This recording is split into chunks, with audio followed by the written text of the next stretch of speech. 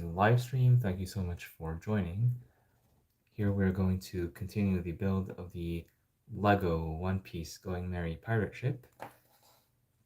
I'm going to get stuff set up in the background as usual, although this time I have plugged in my device from the beginning, so that's going to be an improvement over last time at least.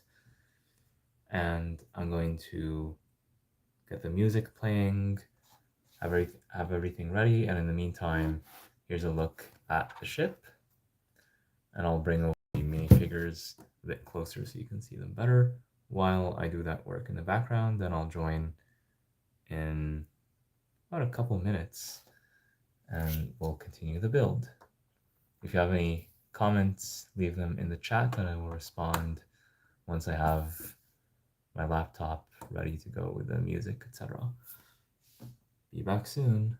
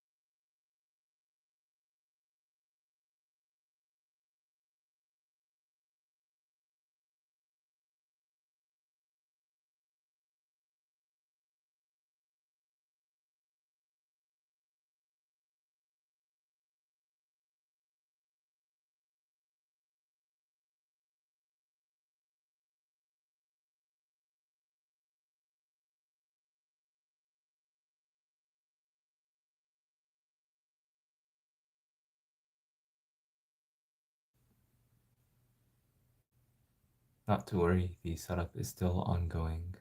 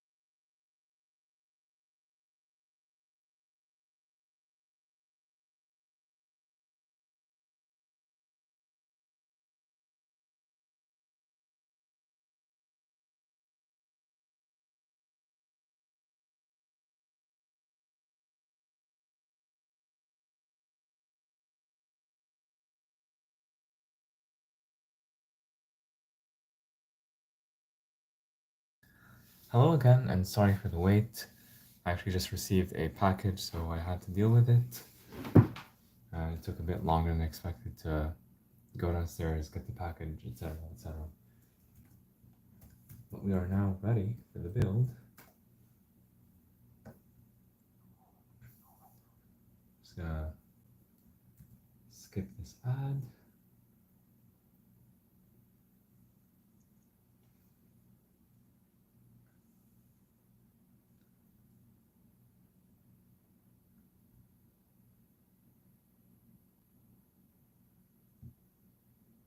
Don't copyright me.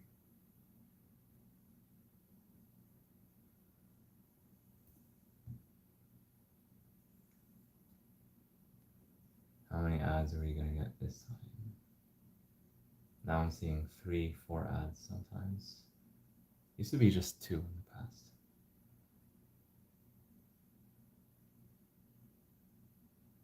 This is ad number 3. Hopefully the last one.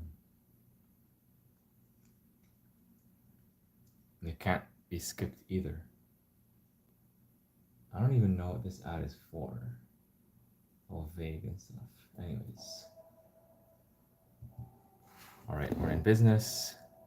Let's just recap one last time what bag 7 is all about.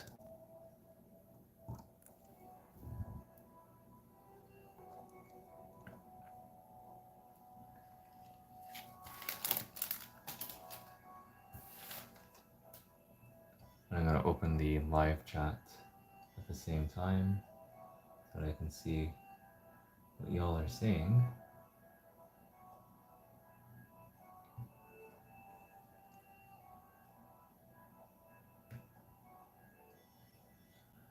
Alright.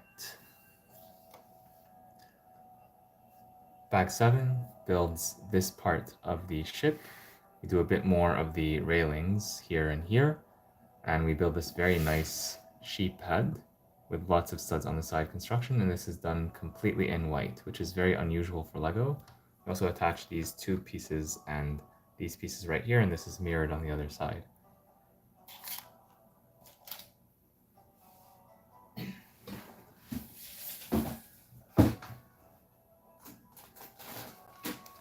Now the bag that we've all been waiting for, bag number 8.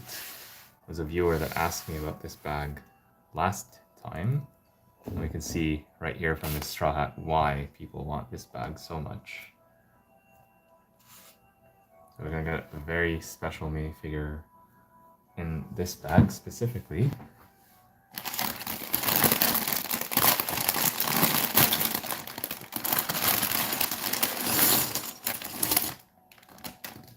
Yes, dual molded legs.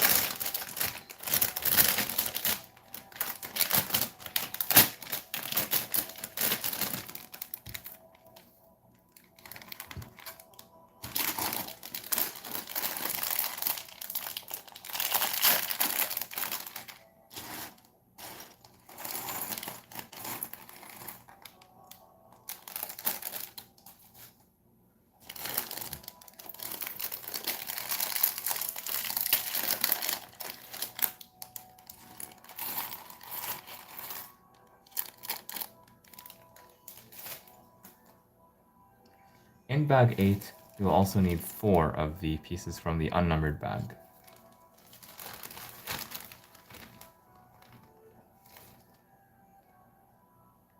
And here they are.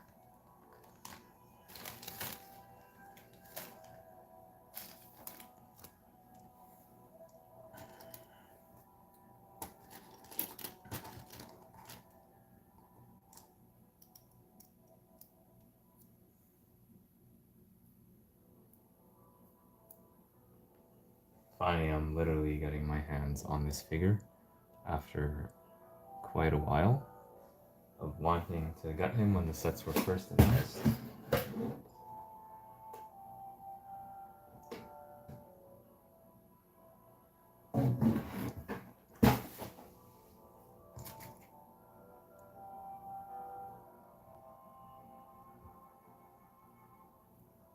So here is Monkey D. Luffy with both of his expressions, and both of them include the scar, interestingly enough.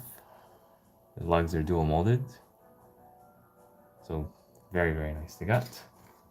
And the hat is here, and it does cover up the alternative expression, as you might expect. This is a wonderful figure to get. I think it's a perfect Lego representation of the character. I've not watched the entire One Piece live action, but I've watched the first episode, so definitely looks like him, definitely recognizable. And even the anime, it does look somewhat similar to the anime version as well. I guess a lot of people are going to get this set just for this minifigure. Let's look at him one last time, since I know he is many of your favorite. He's the favorite for many of you. Here's a look from the top as well as the bottom. Alright. Now let's start building bag 8.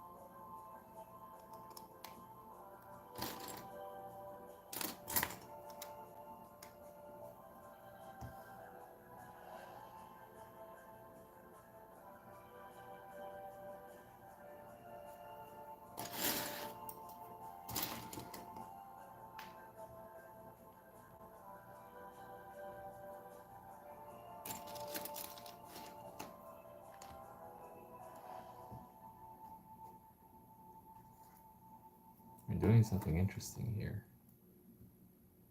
With these railing pieces, I don't know yet what that's going to be.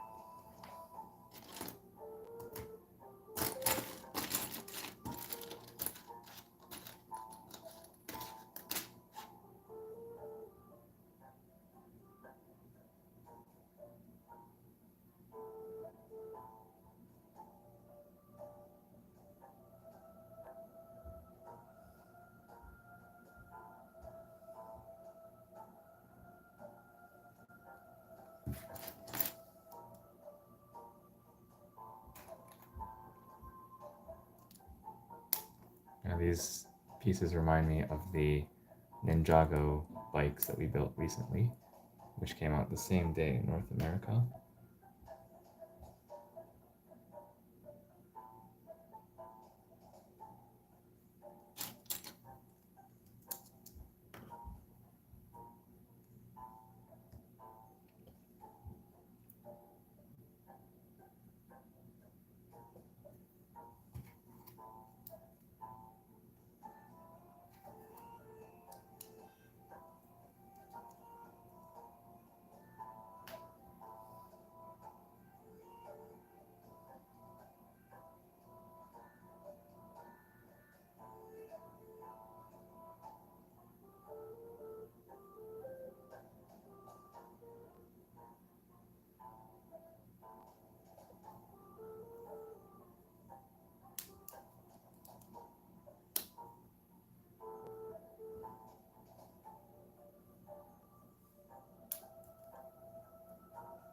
actually go the other way around. Basically, we're going to attach some white railings here and here.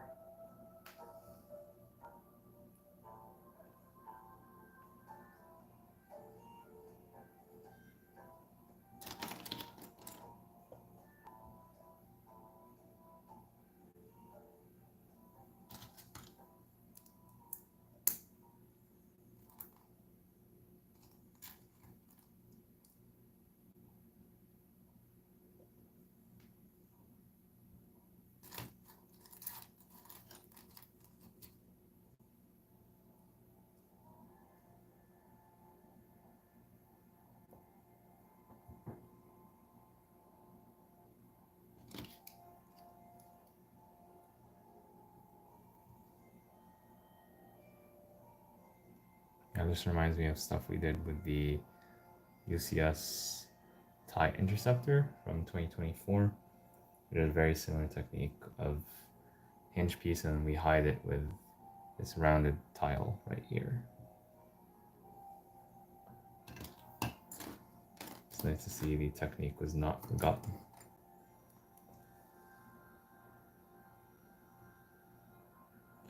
Actually, I just discovered the whole thing is off by 1.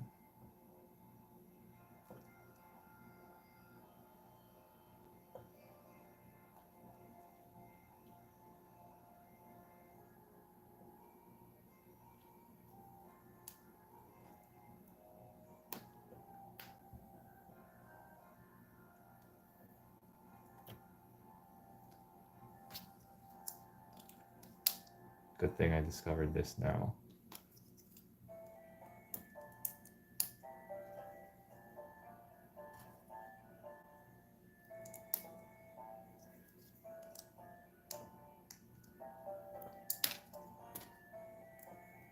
That's why you gotta eat your vegetables.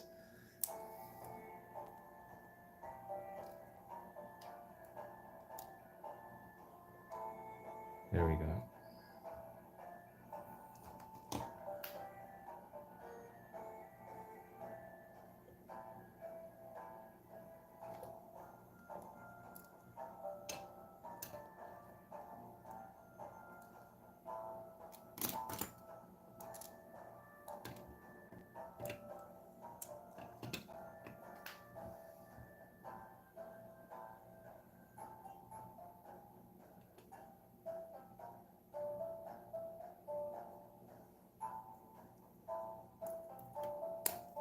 If I did everything right, then this should fit right here, which it does. So that's promising.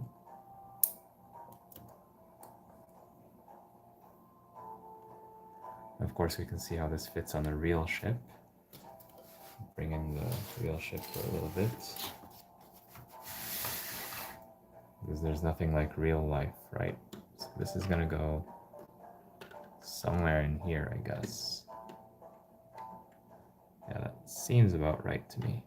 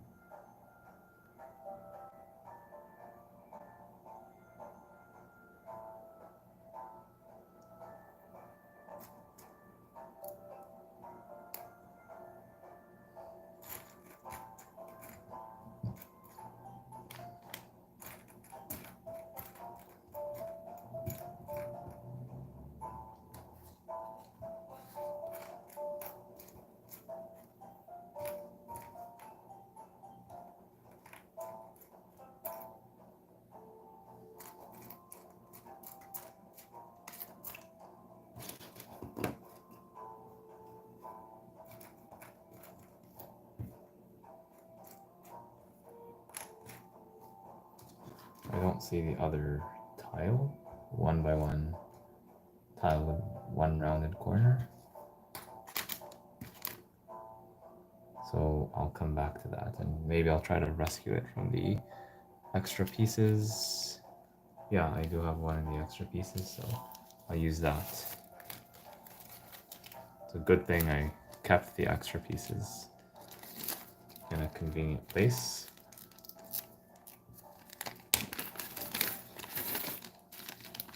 If I do the other one, then that will become the extra piece. Yeah, this is the piece that you want.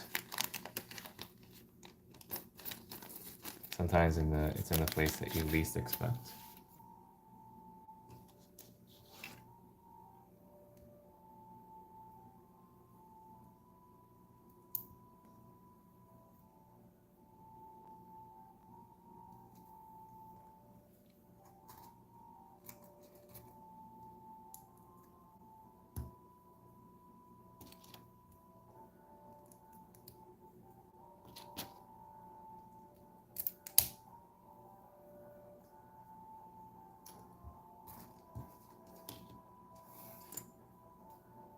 Now we're going to integrate these two parts together.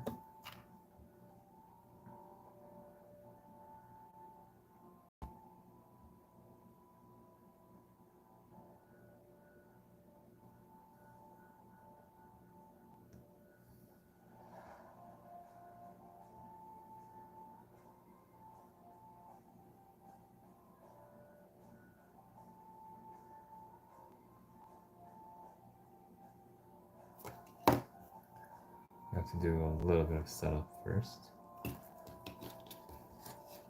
It's important to pay attention to what pieces are used because it's easy to mistake this 1x2 for this 1x2 or this 1x2 if you're not looking at the whole thing, if you're only looking at it from one angle. So definitely look at the thing from multiple angles so that you're sure you know what you're doing. Same thing for this 1x1 versus the regular one.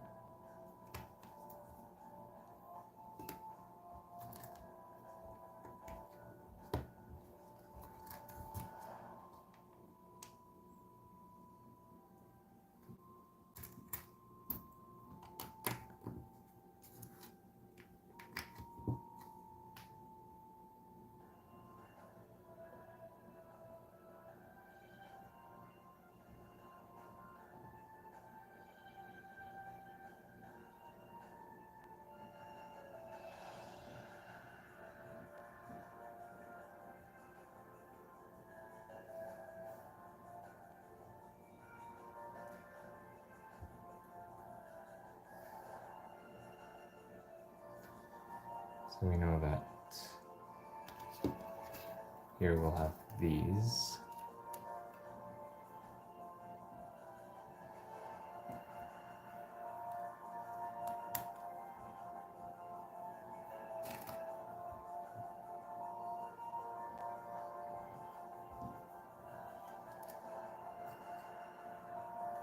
And eventually these will attach to someplace here. There's going to be other attachments as well.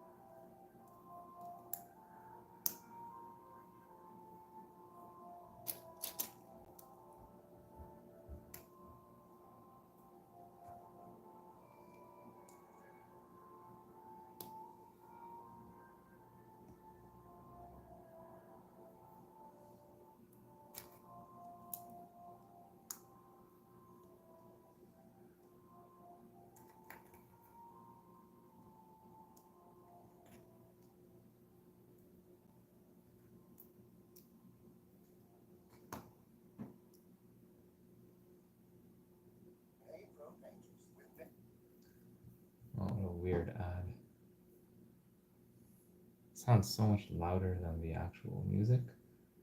Very intrusive.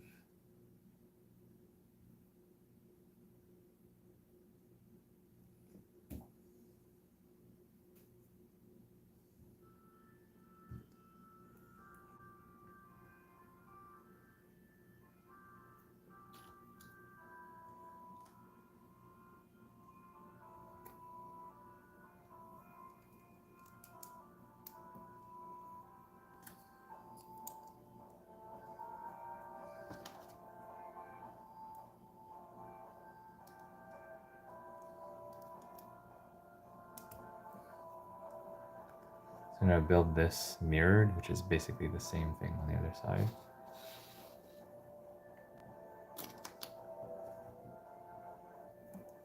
Basically, the only piece that differs is this piece right here, so that such that the sprue mark is visible instead of hidden, so that it can be put on the other side.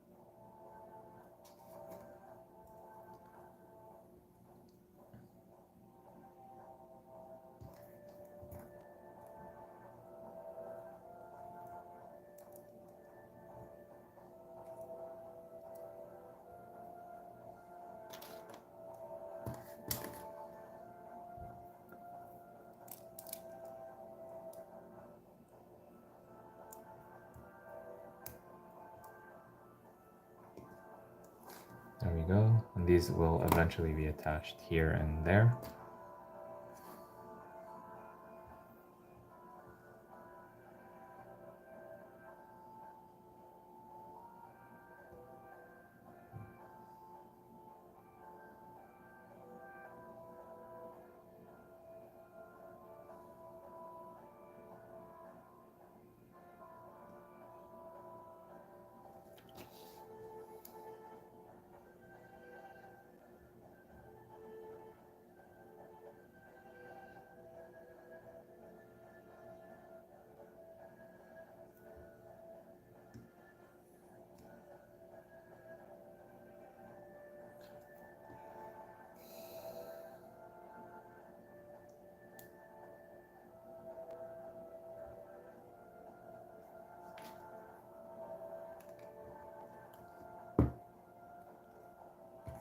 Then we need to do this.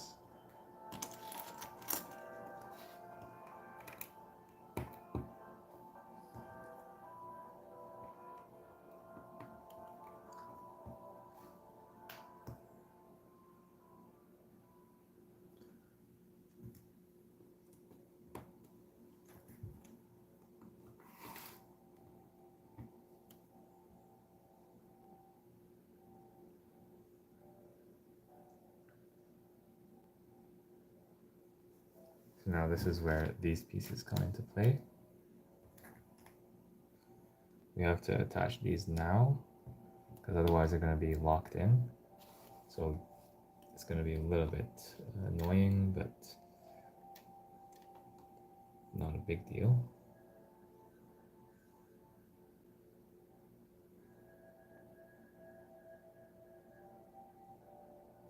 These should be on top of 4 levels of plates, but I only see 3. So actually, we'll hold off for just a bit before adding these. We need 1 more layer.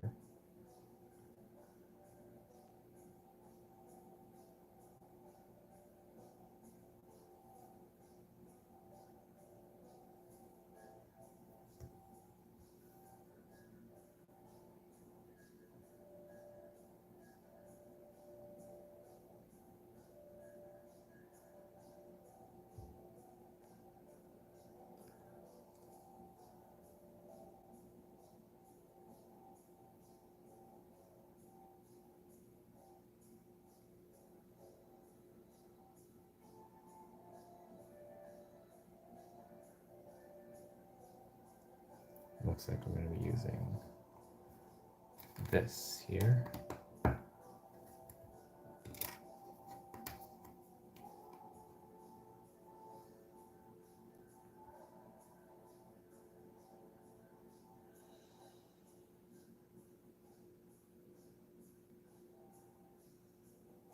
don't see anything else that could fit here other than these.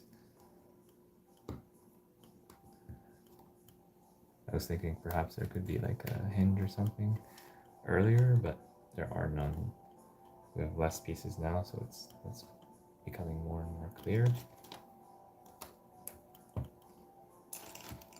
We're done with these 1x8 plates.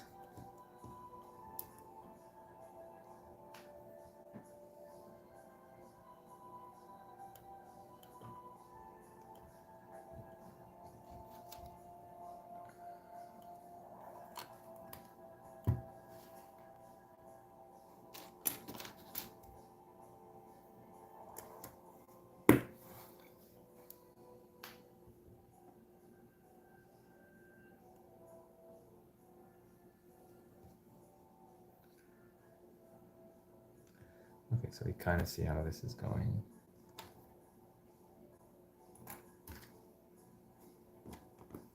This and this with the string towards the outside.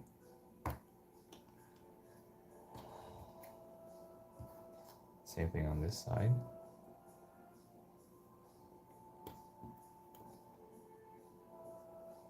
And now this piece.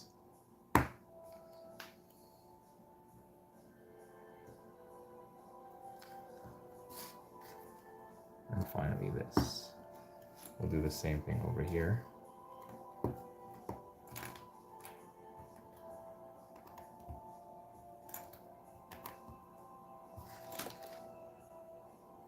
I'm going to think about, okay, so when I pull these up, these sprue marks are going to be on the outside. So actually I'll flip these. So this one will be the one that goes here, such that these sprue marks are on the inside. Sorry about that. Clever advertisers, they put their name in the very first sentence, the very first second.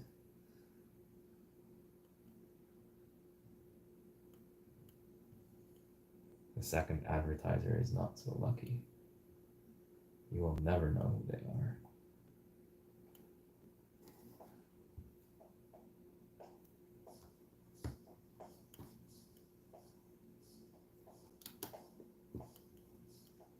Okay, so now the sprue marks are hidden.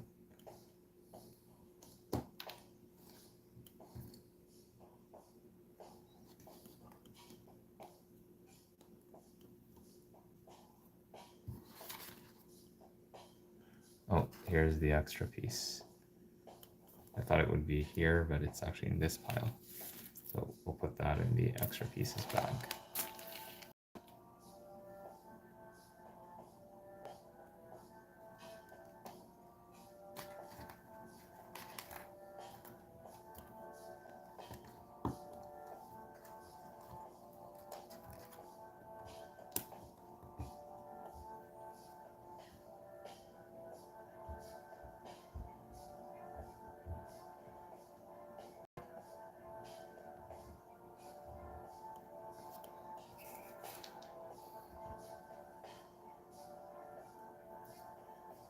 And now we can attach these pieces here. Or this piece goes here. And this goes here. We can adjust the angles as we place them.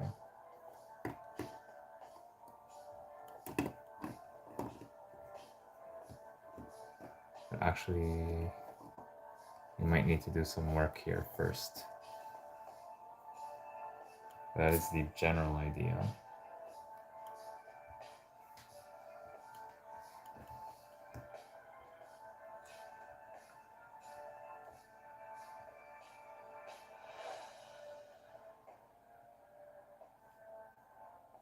We also have a fake structure, or juniorized or miniaturized structure we're building on the outside.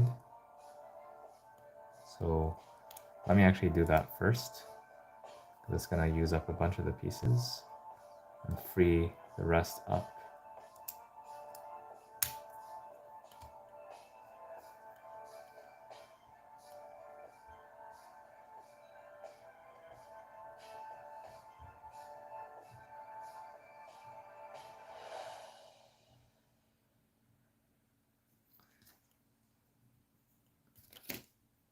Oops.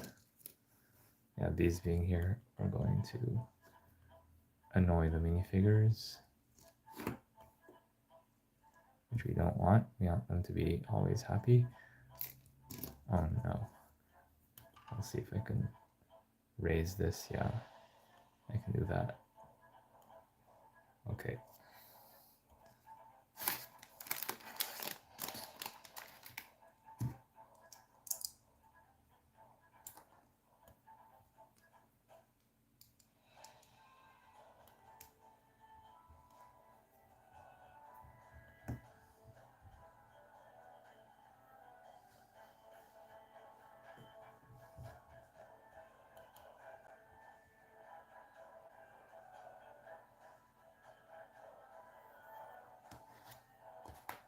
I believe this was here.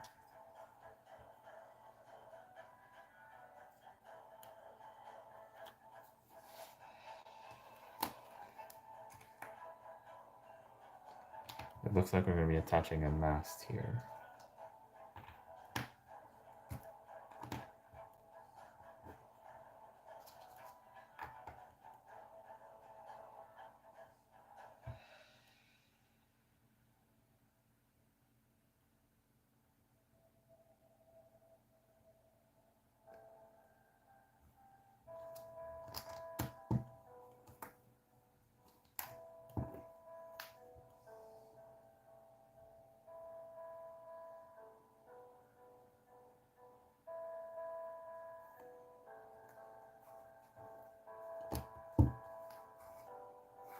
This is red, not reddish orange, but dark orange. Same as what was used for the corner garage and the X mansion.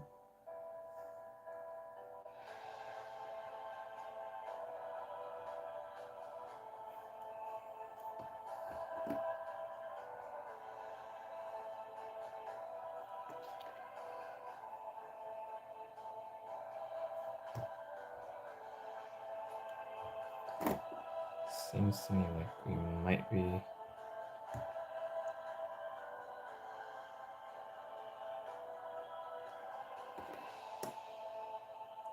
oh, this is actually upside down. This should go like this. Okay. Then is it just me or are we getting way more ads today?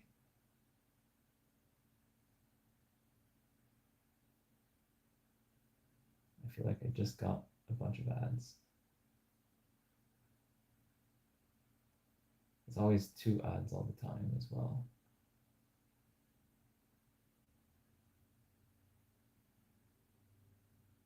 Come on.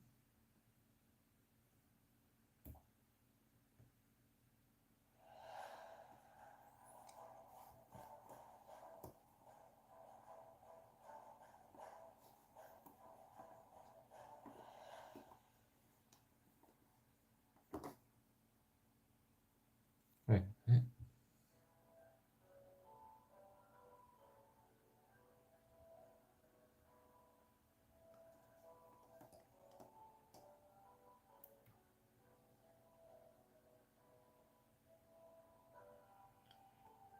This does not. Oh. This goes here.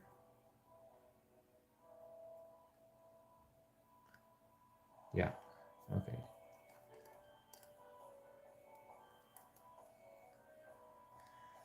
That makes more sense.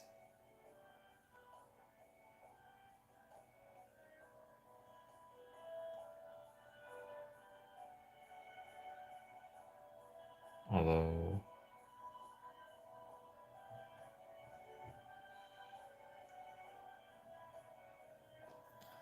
actually need to remove this whole thing. And same thing here.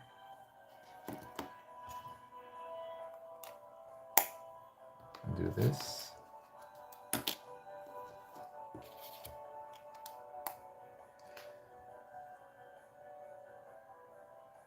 Then we will attach pieces we just removed, or the components we just removed here. They're going to be like mandibles.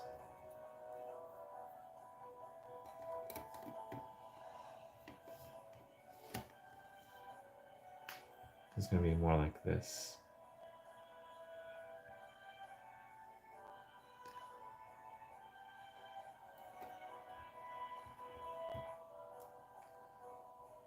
This will go here, from what I see, and so will this. And this will go here.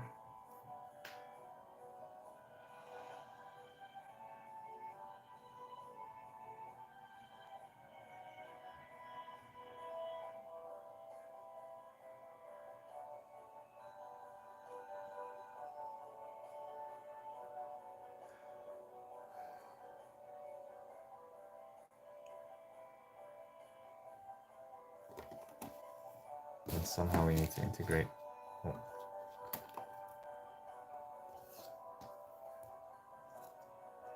Sorry guys. Apologize to the minifigures here.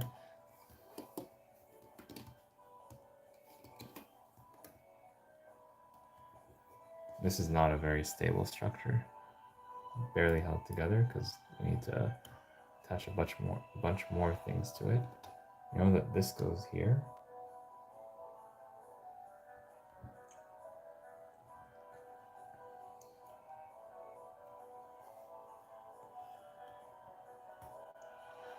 Before doing that, this goes here. This goes here. I believe this goes here. Right? No.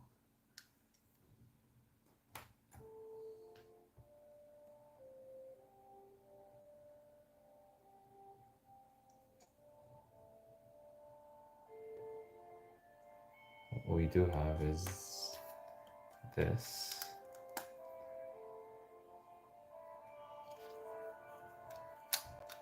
So this can now go here.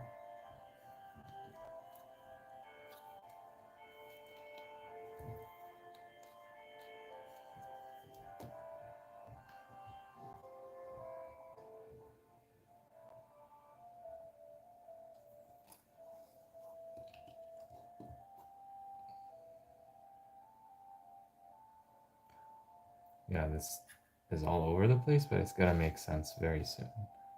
You'll see. We're building that small, like, fake house thing.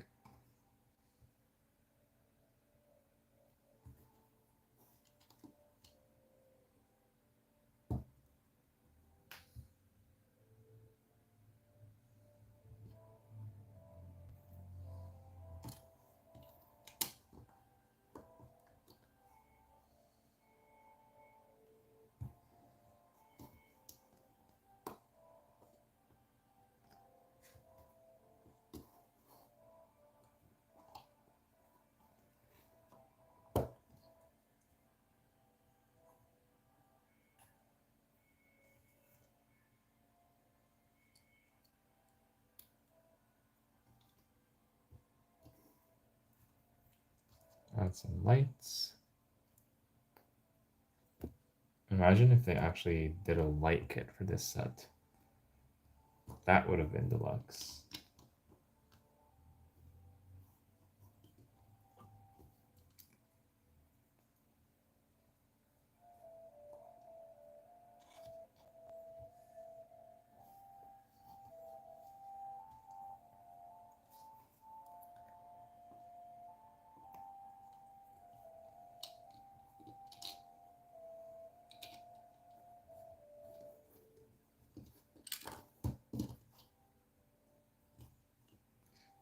how the instructions tell you to build this stuff, because if you build from the bottom up, which is what they usually do, you will have like this angle to your build. So I am curious to see how they were able to tell people to put it together. Or maybe it's components, or probably you build almost everything bottom up, and then later you attach like some pieces from the bottom. That's probably what they did. Or you might be just building everything on top of the ship from the get-go, because all this goes on the ship, and then how do you attach this to the ship? Oh, come on. There's no way there were this many ads, even a couple days ago.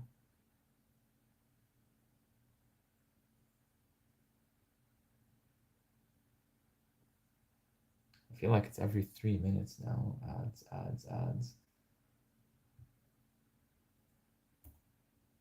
It did not used to be this way. I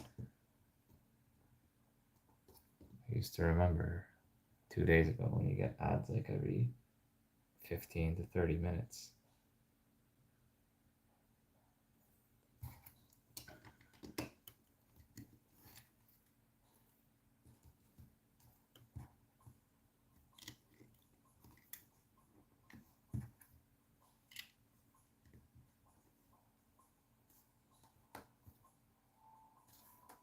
So here I have like some nice steps that are very gradual.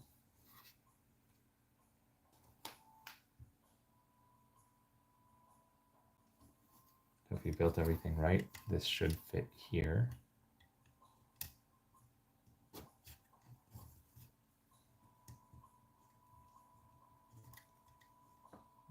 No, it does not. Or wait a minute.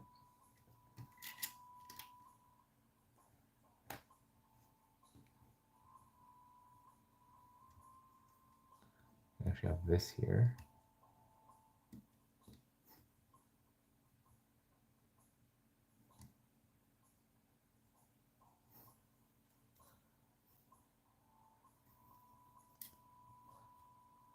This, I believe, here.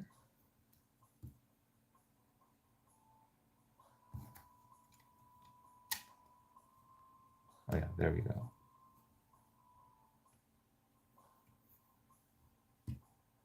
And, you know, you can easily remove this part, do the work here, then add it back.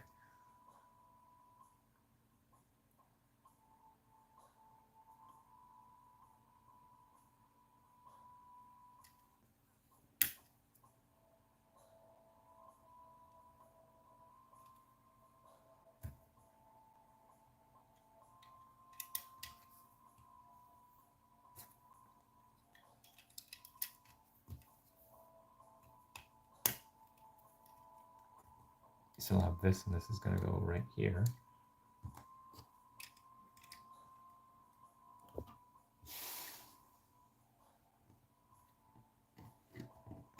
Now, in theory, this should attach somewhere like this. If we did our math right.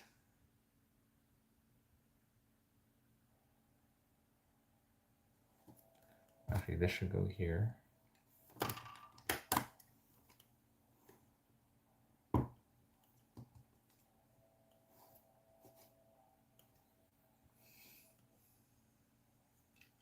Oh, and this actually needs to go here.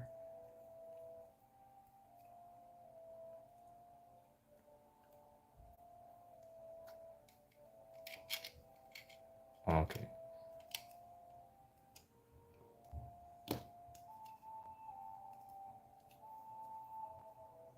And here's what that looks like from the inside. You see like the stairs very well from this angle. Okay, now it should fit together.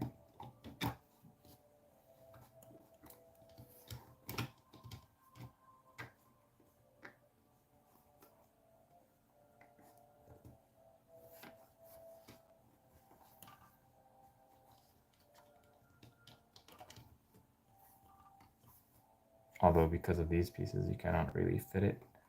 So I'll remove them temporarily. I'll also remove these because they're really annoying. So let's attach this first.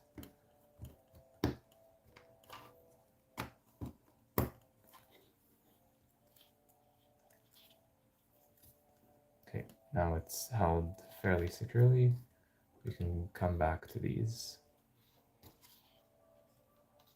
This is probably what the instructions tell you to do. And finally you add this and this. And then I think we're done or almost done with this bag.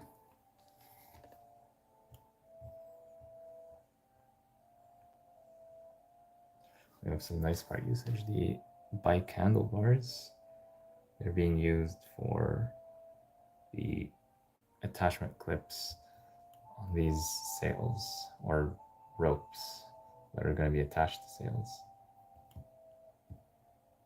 So that's pretty nice part usage indeed. These are a little bit twisted, but that can be adjusted with time. Here's the other, there's the same thing on the other side. We're going to want to make the clip face forward, although I don't think it makes a big difference. And remember that these are at an angle.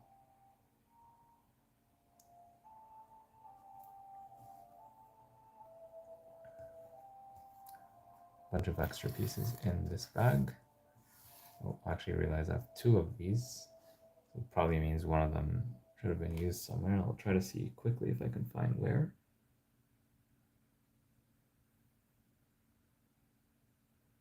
It's probably somewhere internal.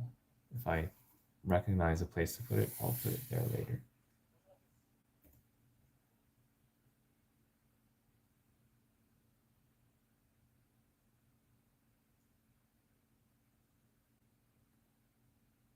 You gotta be kidding me, more ads.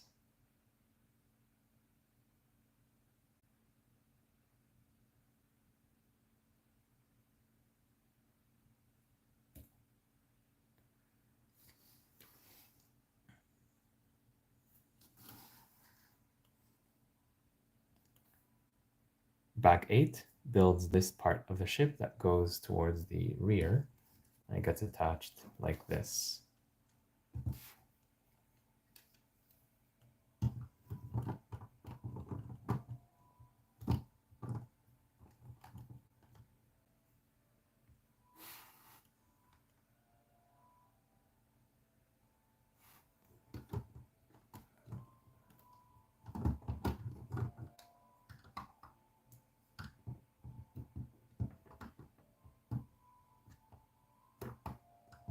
Still trying to figure out how this is attached exactly.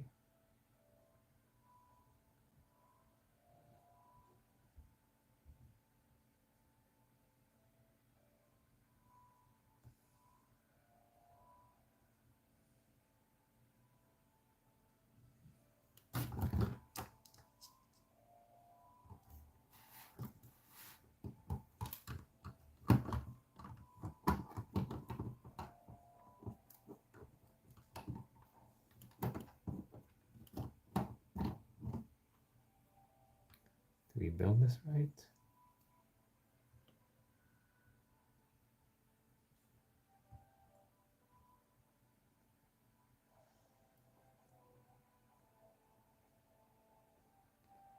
Wait a minute.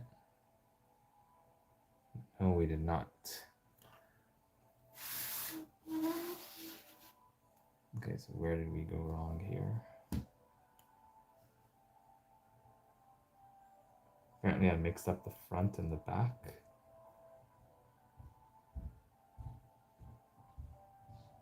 Did I?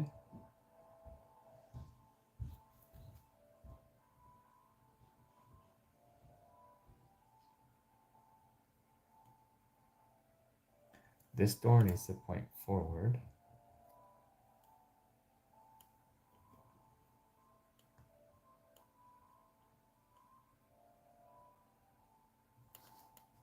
That's what I did, no?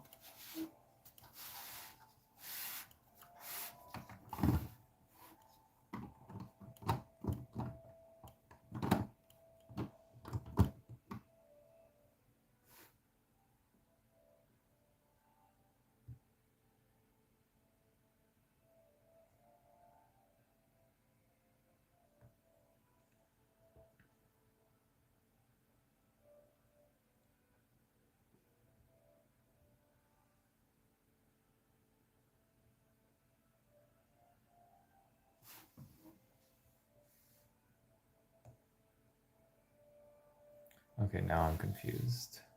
I think I did something wrong, but I'm not sure what I did wrong.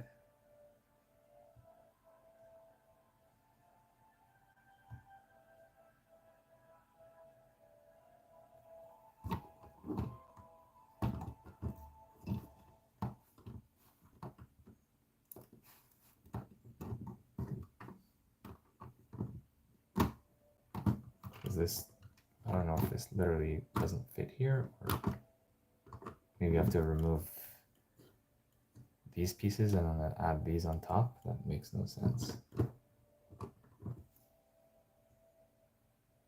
It does show that these pieces do stick out like this. Are there clips to hold on to them? I don't see any. I don't see any. Oh, you just gotta really push it in like this. You have to like push down and to the front. I've never seen something like this being done in Lego before, in an official set. You just have to find the exact right or exact correct angle to push it at. So I'll just redo this for the benefit of my own self when I do the recording later. And this gets attached to the main hull of the ship in a very interesting way. These pieces actually have to be inserted at a slight angle in here, and then we push down, which is a technique that I've never seen before.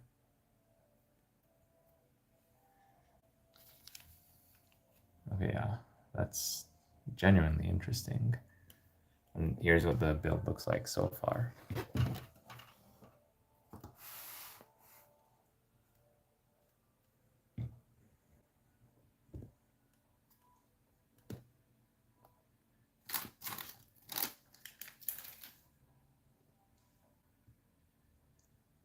Only 2 more bags to go.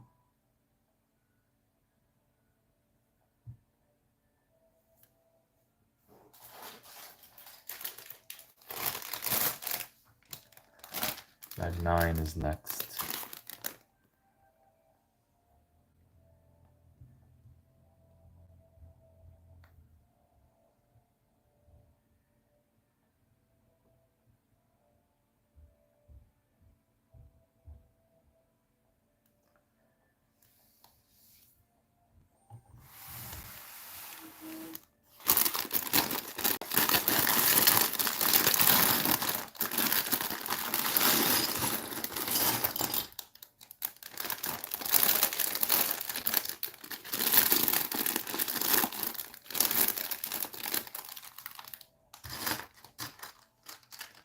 Nice boat anchor.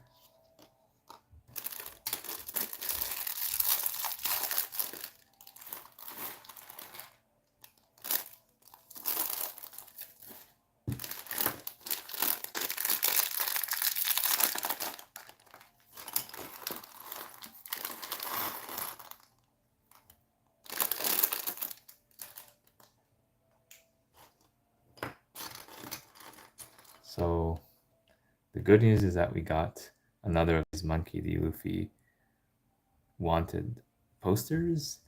The bad news is that these are no longer identical. Again, there's an ad that interrupts what I want to say. Yeah, now I feel like I've been measuring the ads. It's been like every 5 minutes or so. At this point, I might start thinking of no longer using YouTube music for this kind of stuff.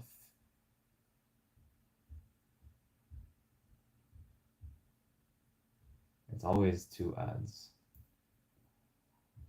So what I was trying to say before we got cut off is that now we have confirmation that we could get duplicates of these wanted stickers, which is either a good thing or a bad thing, depending on how you want to look at it. So in the same set, I got these 4 wanted stickers, wanted posters. So Monkey D. Luffy twice, then Buggy and Kuro. And this may or may not be what you want. This also confirms that the sticker frequency is not always going to be the same, because you could have more of this or more of this. So it's totally random. I just hope nobody gets like all 4 of the same thing, because that would be really annoying. But at least they're produced well. So the quality is good, and I do hope that Lego puts these on Pick-a-Brick. They usually don't do this for licensed pieces, but I hope they make an exception here so that if you buy the set, you get a bunch of these posters and there's one that you really want. You don't have to go and buy like lots more sets just to try to get the poster that you want.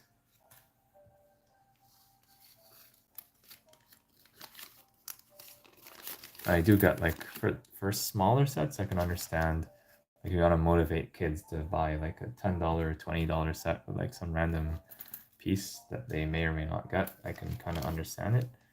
For a big set like this one, nah, just give us all of them. If you're gonna spend 170 Canadian dollars on this big pirate ship, just give us all the wanted stickers at this price point, honestly.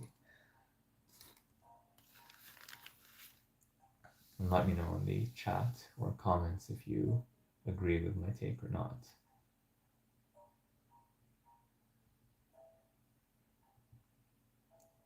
With that being said, there's no minifigures in this bag, so we can get straight to working on the build.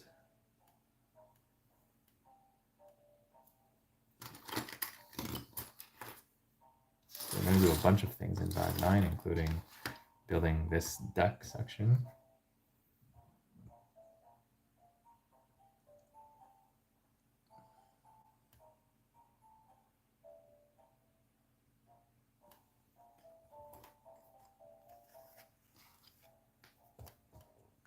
For those of you who are new to the live stream, welcome. Thank you so much for joining. It's great to have you here.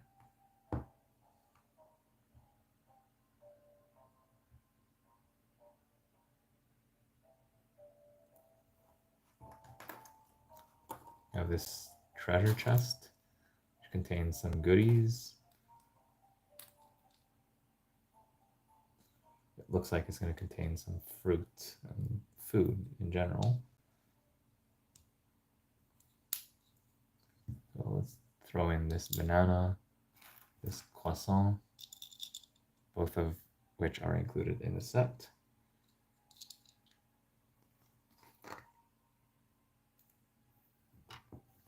Yeah, the treasure chest opens and closes.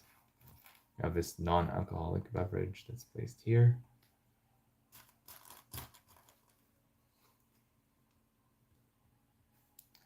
And you have this mug here filled with that beverage, whatever it is.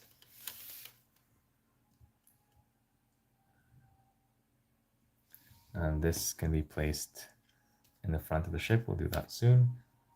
But let's, before moving the entire ship, let's see what else we can do.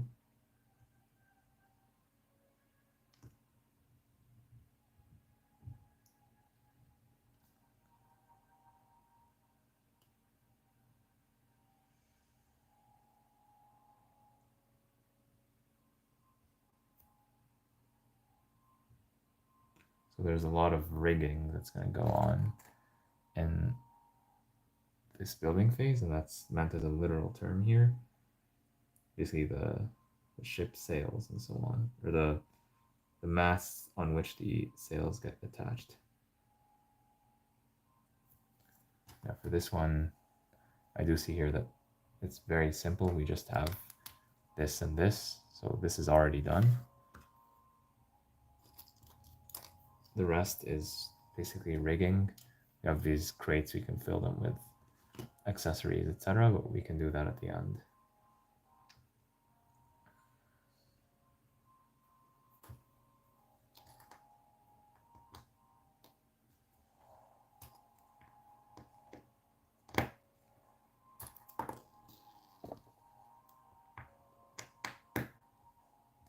And for those of you who don't know, these pieces are actually very useful in the Lego world because they can be attached directly like this on the grid, like most pieces, or you could attach them in a 90-degree diagonal angle like this in between the studs.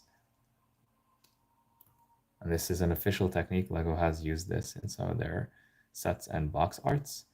So if you want to go from like this grid to a 45-degree angle grid based on it, you could use these pieces to make that transition. You cannot use the regular pieces like this. So this, if you want to try to do that, it's not going to attach. You will not be able to make this work. It only works with these pieces because of their serrated edges. That's always something that's good to know as a Lego builder if you want to make your own custom stuff or customize an existing set.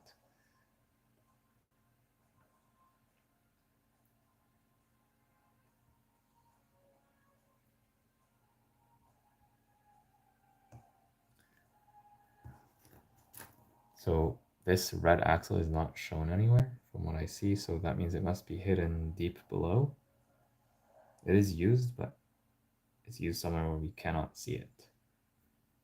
These pieces, the black axles, are used everywhere where we can see them. So that's something important to keep in mind.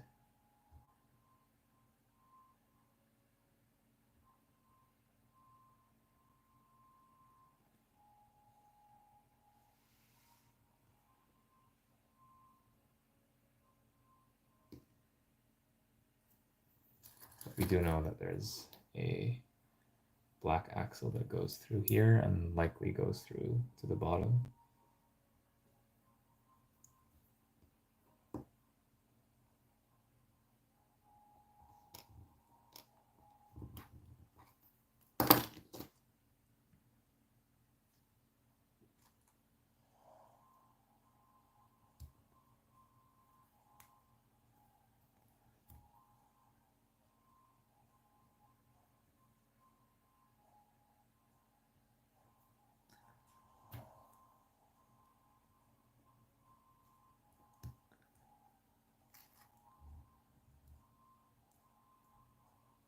I like to align the sprue marks for these pieces as well. I see that there's a very small gap right here. I don't know why, but I'll keep that gap just in case it's actually relevant.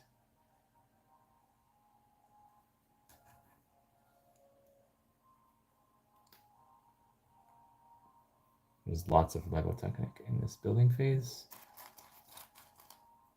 There's the relatively easy kind. There's not a lot of those beams and stuff and pins. It's more of these axles, which are generally easier to deal with, and we've seen these a lot with Lego Botanicals, for example.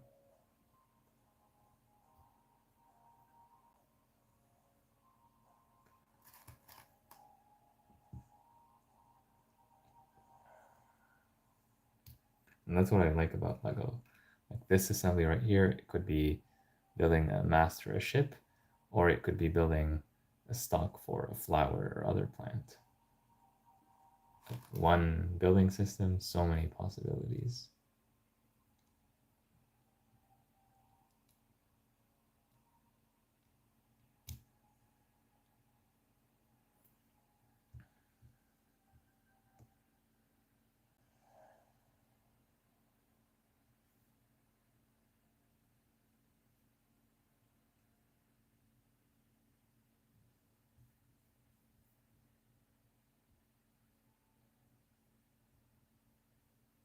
So here we need to have 6 of these.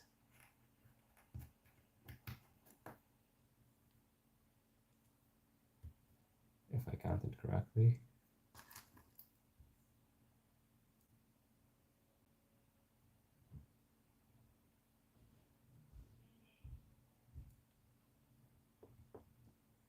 That's 3.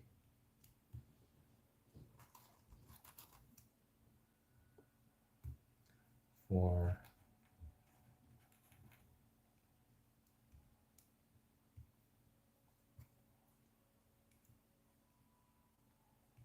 5, and finally 6. We have some left over for the other side.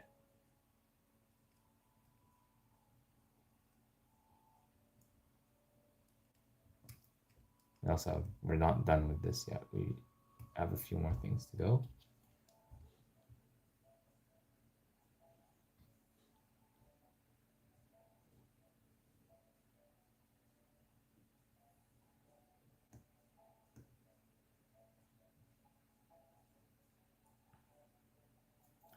We need to attach this piece. So we're going to have to use one of these gray pieces here.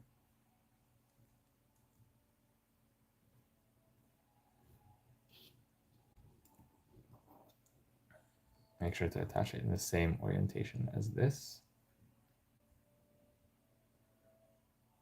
And one more of these.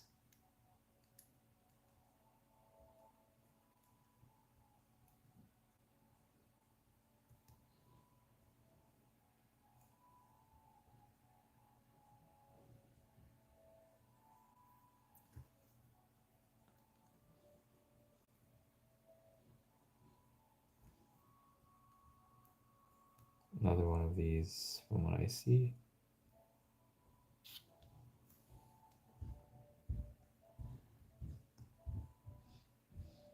Actually, no.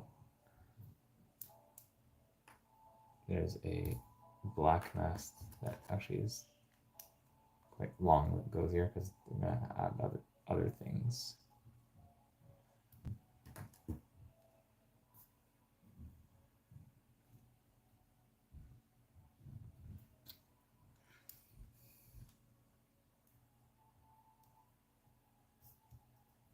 This is always a very fun piece to get. It does not float because of the hole at the bottom, but it's very nice.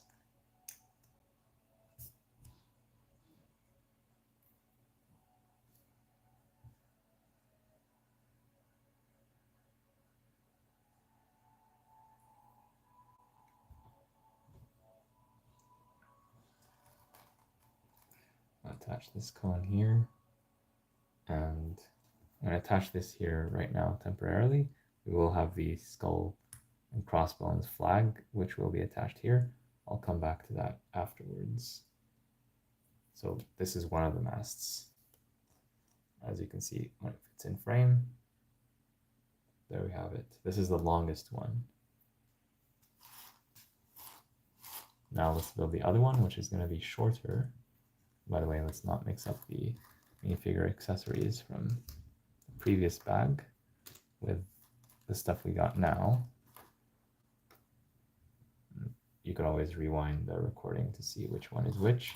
But here we do get some pretzels or bretzels, if you prefer that.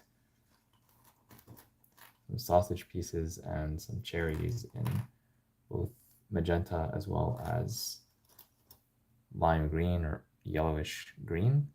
So a bunch of nice food elements that we have seen in other sets. It's nice to get them here. We also have this apple and this carrot.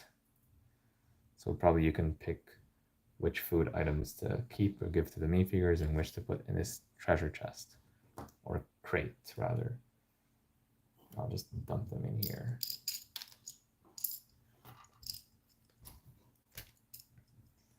We also get a leg of chicken, or poultry in general, plus this green egg. I noticed that the music has stopped, so let me restart it or pick another track with hopefully less ads. Let's see, what do we have here?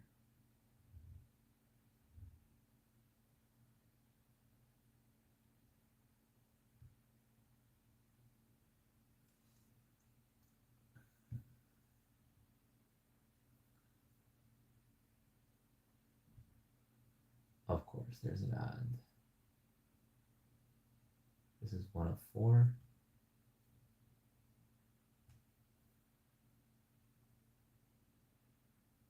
This is ad 2.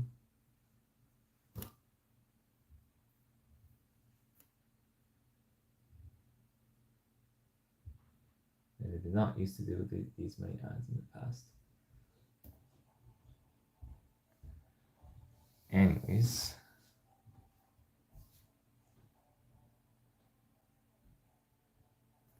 right here, just a small detail we need to add.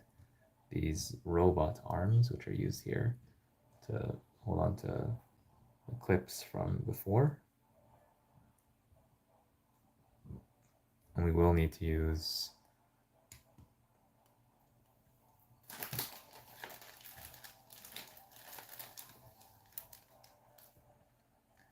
in bag 9, we use the remaining of these flexible pieces from the unnumbered bag.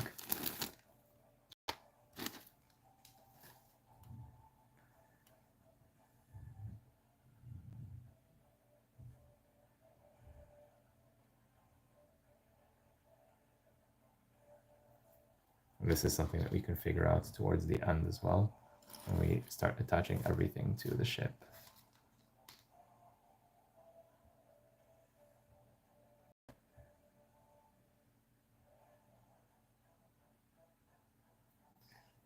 Actually, here, we still have stuff to attach here, so we're not even done with that.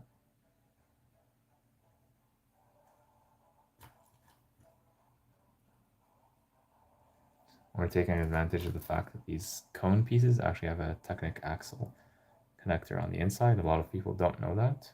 They just use them as regular cones, traffic cones in Lego City. You can actually attach a Technic axle through them. So that's very useful in this case. It's one of those pieces that allows you to go between system and Technic, which is always something useful. And then I know we're going to attach these microphone or similar to microphone pieces. They're not actually microphone pieces here. We're going to need to attach these sails first. So I'm just going to leave these for when that happens. But we know we're going to do that at some point. Okay, so here's the look of this mast. It's quite large, larger than I thought it would be.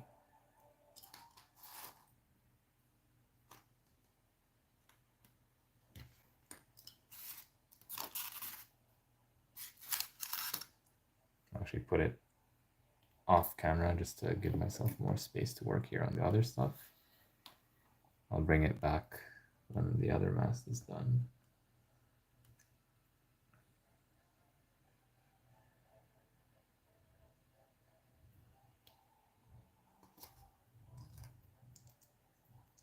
Okay, now here we see that we're using this one.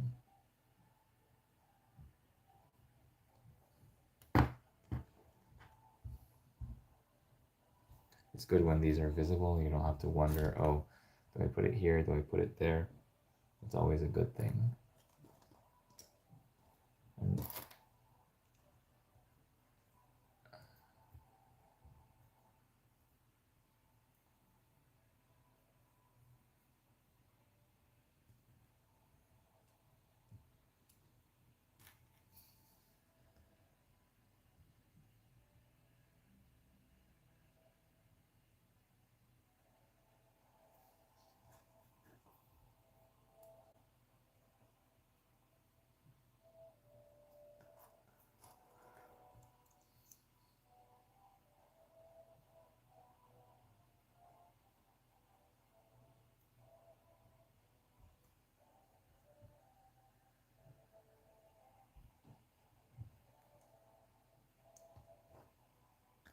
I'm happy that so far we have not seen any blue pins in this set.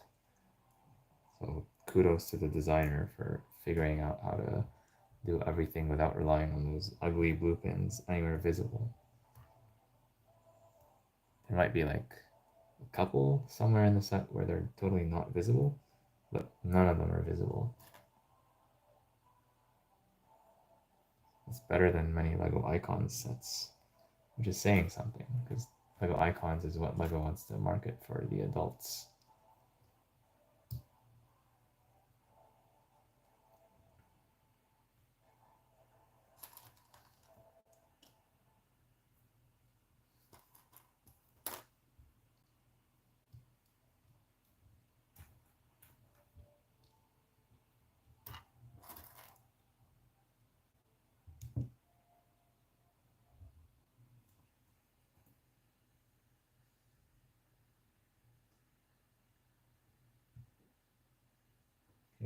Just one ad for this one.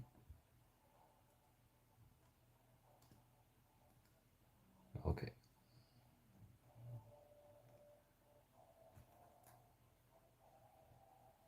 Bunch of candlestick pieces, of all pieces here. 4 of them, to be specific.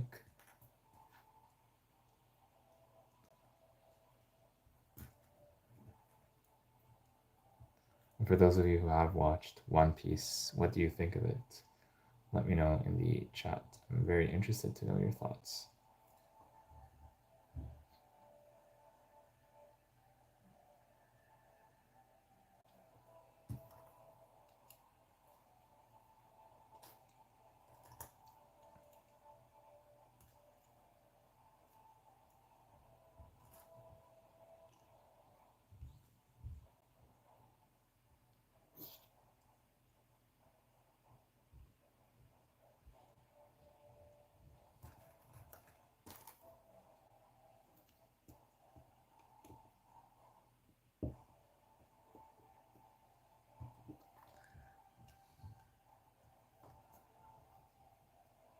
We're using this spiderweb piece recolored to medium nougat.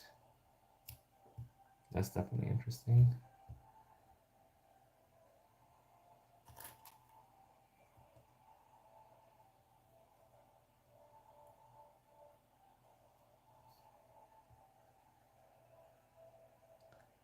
Feels like we got a bit more space here than what we're expecting.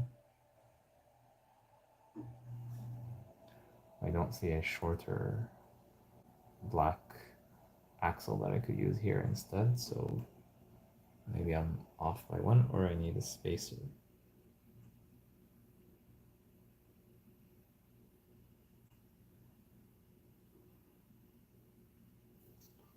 Can I push this down further?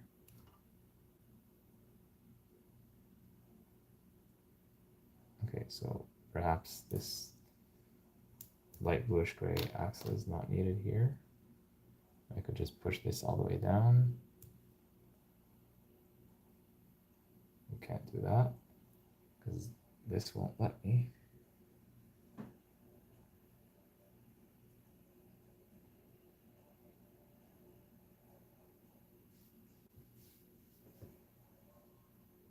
Oh, there's actually another, there's 2 of them. One of them down here, one of them up there. You gotta get the orientation right each time.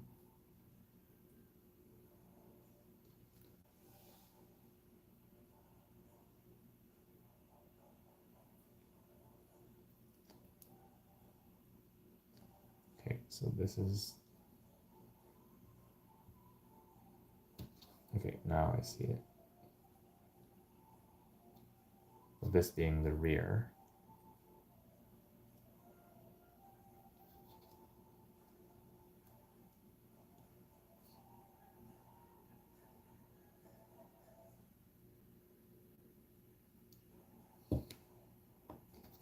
Both being perpendicular like this.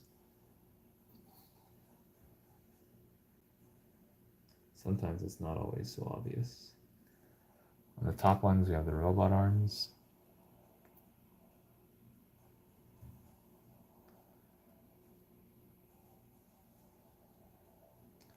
On the bottom one, we're going to attach this pneumatic T-piece. But before doing that, we have a bunch of other things to attach to it.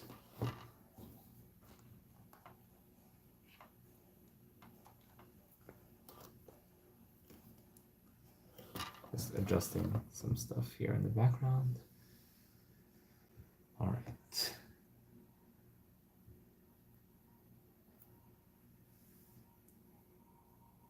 Yeah, basically here we have something similar to what we did before.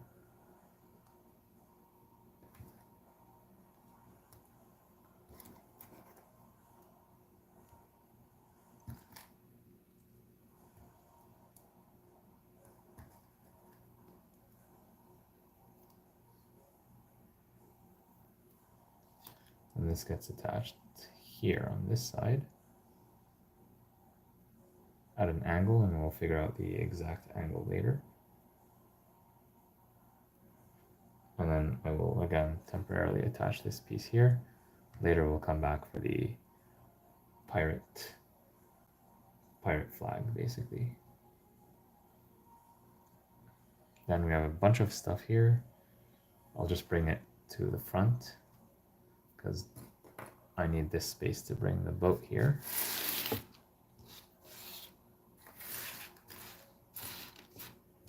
And everyone has seen the pieces by now. So by the way, here's that mast from all the angles before we attach other stuff to it.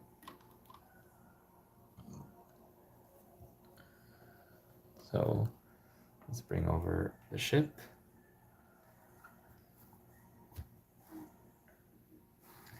So start with the easy stuff. This goes here. Well, if we just drop this here, it's going to go all the way to the bottom, which is not what we want. We want it to be at this level, so there has to be something that's holding it. My guess is that it's probably the crates, because we don't have any other pieces that would have like that height. But let me just try to see if I can confirm that. Maybe there's some other assembly that I'm not aware of.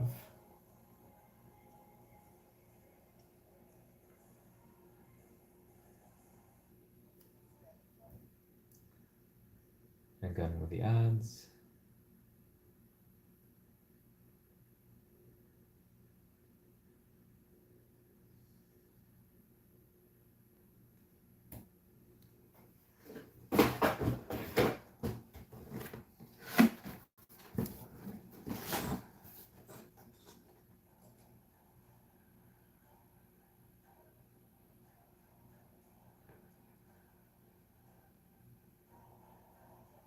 So we can see on the back of the box what we're supposed to build here, more or less.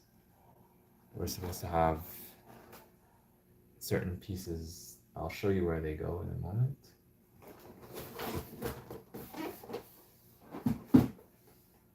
Basically, we're supposed to have these pieces here and on the other side, or at least, at the very least here.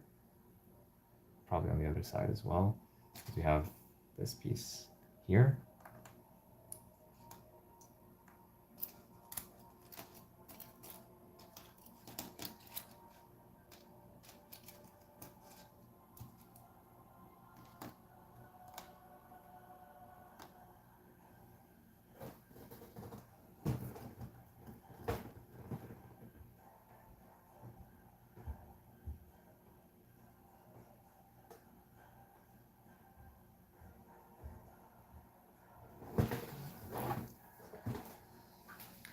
I'm also noticing that this piece has these for whatever it's worth.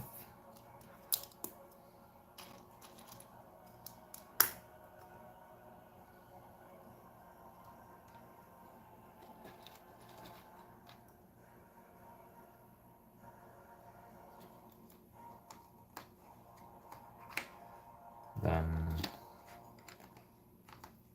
if I had to guess, the crates would be something like this.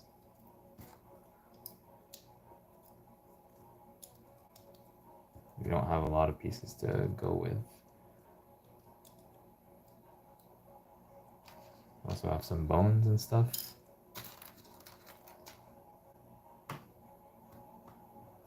So I'll move some stuff from this crate to the other one just to balance them out. But essentially it's going to be something like this. This gets dropped in here. And then this gets dropped on top of it. Yeah, now it's not going to go in. I believe this should go the other way. Yeah, just like that, so as not to block these stairs. Okay, so it was a little bit more time consuming than I expected, but not that hard to figure out. This one we already know it's gonna go right here. We have studs on which to attach it, so it's not going anywhere. That's done. Now the fun part. Let's do the masts. So let's start with the main mast right here. You just need to make sure we attach it in the correct way. Basically, we said that this is the back. We want this to be towards the front, and that actually makes sense. Actually, we forgot to attach some stuff here, so let's do that.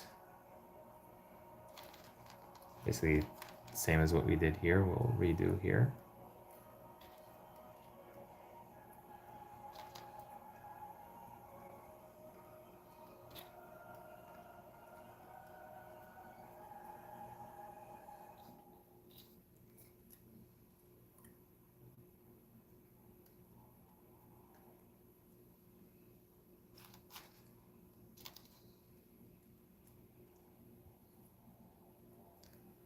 All right, I'll try to push this back. It's gonna be hard to capture everything in frame, but I'll try. So basically this goes from, you see that hole right here, and this Technic axle hole right here is gonna go right there,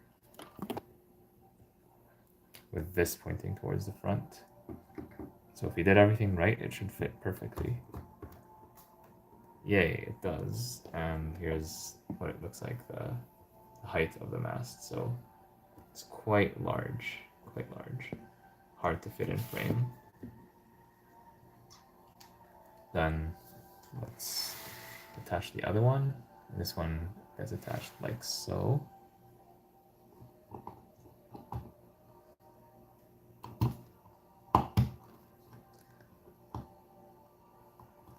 Yeah, and there's what that looks like. We're not done yet. We still have a few more pieces to go. So first of all, we have to attach these pieces.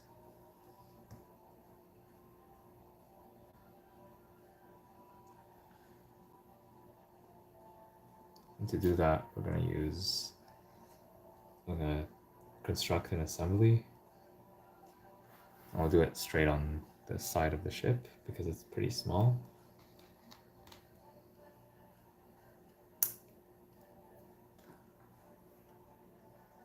And there's an intentional angle to it.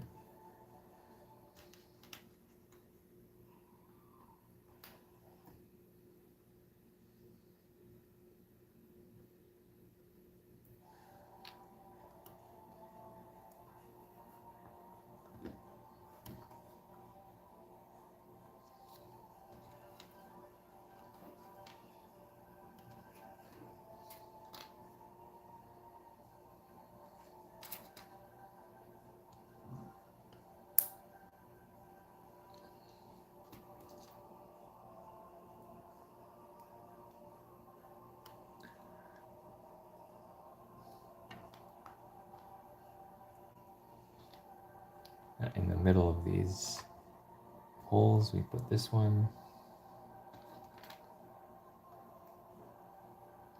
Before clipping this in, we have to attach these pieces here.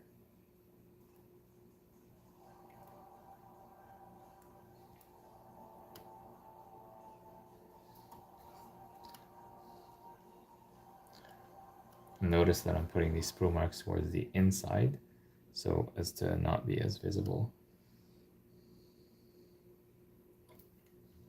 Now we can attach this here.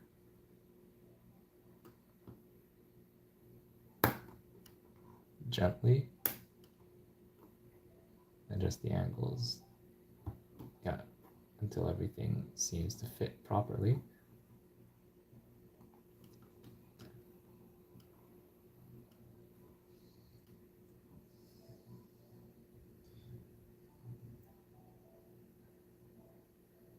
And again, we have the bike handles from before, similar to before.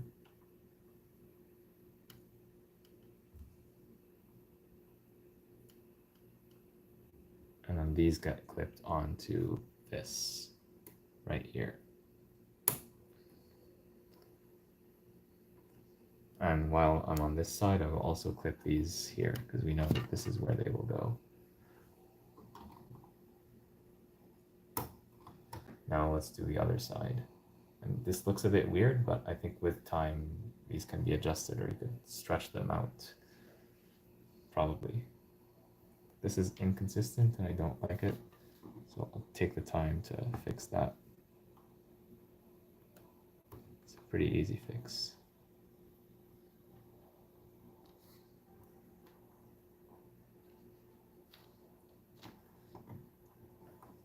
I don't like showing sprue marks, but I prefer showing the sprue marks to showing the part with the hole, like this. So I prefer seeing this rather than this.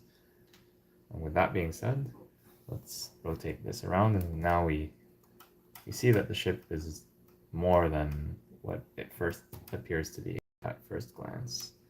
It's heavy too.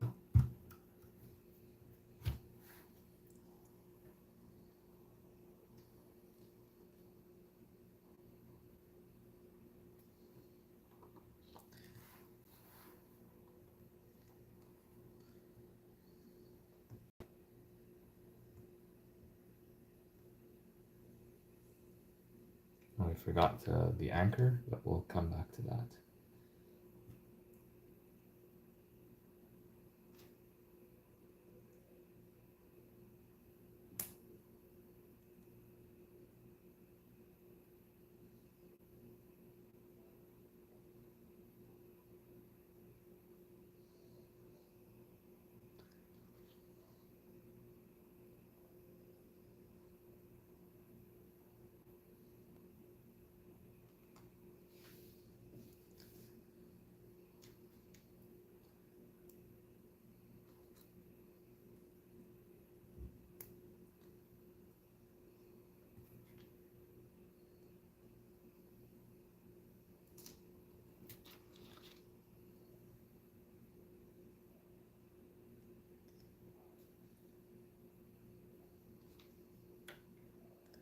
Same thing with these pieces here.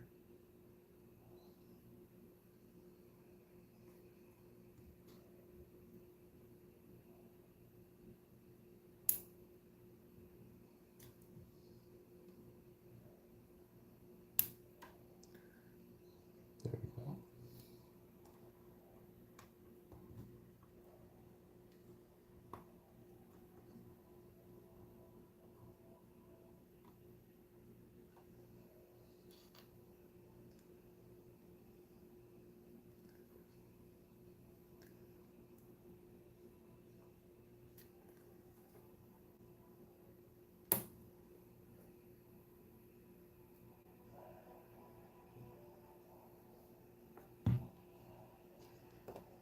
Yeah, that looks pretty nice.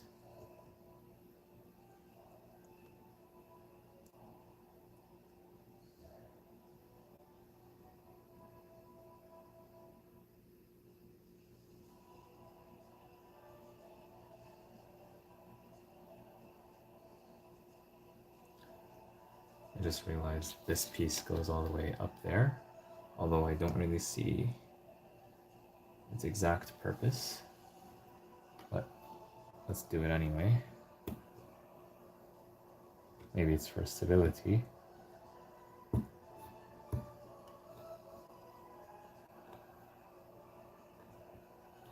All right. Next, we have to, what do we have to do next? Now the anchor is actually on the other side.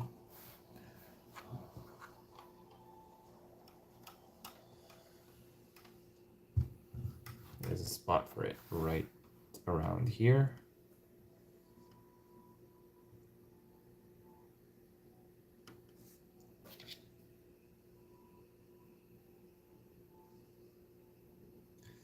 Just trying to see if it's attached directly or attached through some other combination of pieces. It's not immediately clear to me. Let's try attaching it directly. Yeah, that works, and you can put it at a slight angle. And then we have some chains to basically chain it in place. They're done in pearl silver, which is nice.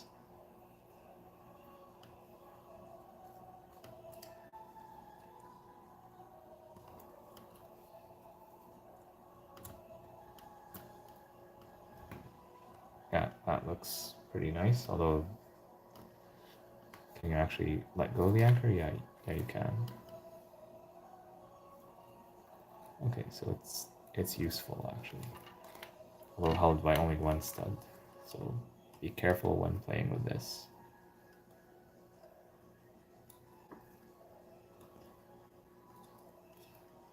I feel like they could have held this on a little bit better. For now it's holding on though, so let's just hope that remains the case. All right. At this point, we're pretty much done with bag 9.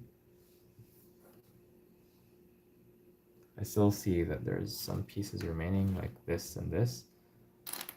I don't know what to do with those, but I will keep monitoring. If I see where they're used, then I'll definitely put them there. I also see this, and this should not be an extra piece. Unless I got really lucky and I got all these extra pieces in this bag. Which I don't think is the case. It does happen sometimes, you get like 1 or 2 extra pieces in a bag.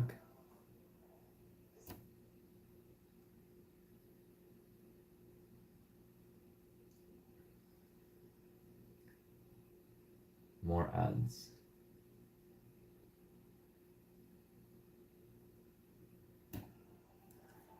Okay.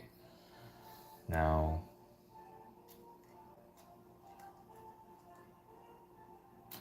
these ones, they might be used down below. I can kind of see that. These white tiles, they should be covering something that we could not have covered up before, but I just don't see where that is yet.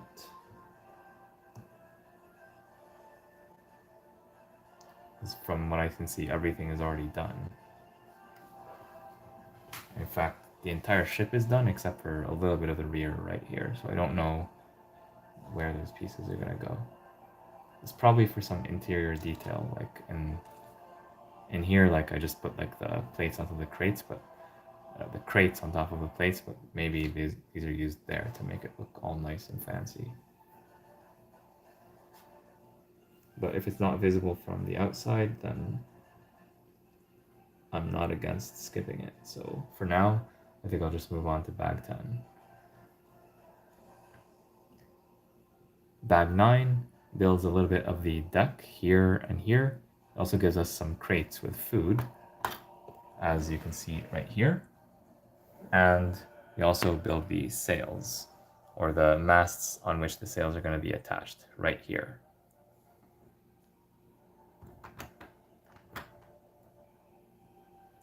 Yeah, I think that's sufficient for bag 9. I'm just going to put all the pieces like in a pile on their own, and we'll move on. I might just be, like I see a bunch of these pieces, this and this, the cones, which means we need to do more balcony, more railing, but I just don't see right now where that needs to go. Maybe it's really obvious and I'm just missing it, but I see railing all around the front, all around the rear. Oh, here I don't see the rail. Okay, sure. Okay, let me redo that line again.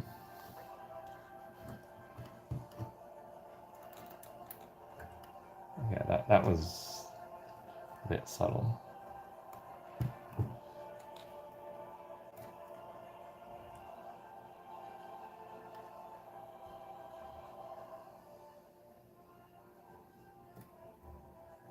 Also, you attach something here.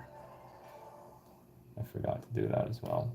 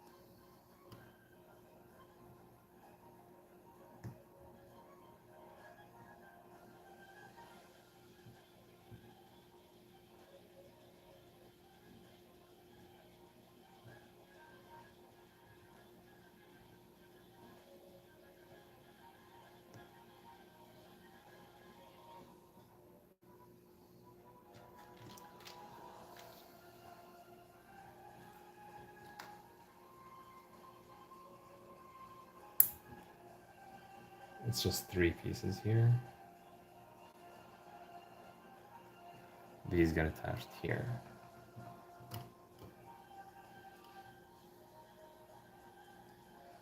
This we probably need to figure out, so I'll check one more time both of these masts and see if I can't find where it needs to go.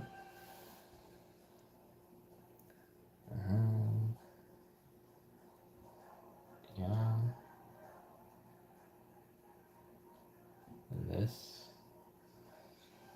Okay, on this side we have this with the candlesticks, this one with this big slanted thing.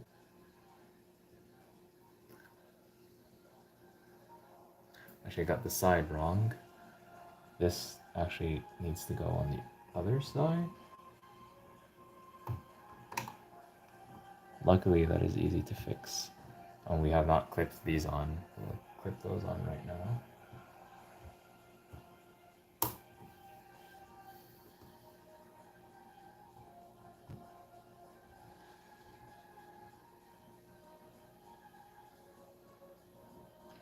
We have this. I still don't see it. We'll figure it out later, I guess.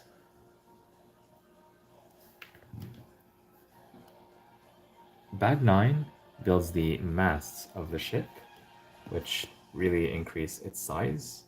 So this is very impressive when you see it in person. And we also build a bunch of the decks. So this right here with a treasure chest, and this right here that has some food crates with food underneath.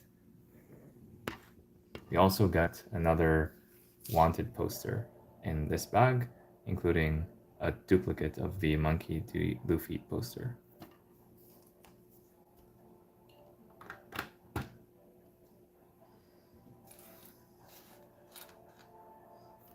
Alright, so now no matter what, we'll go to bag 10.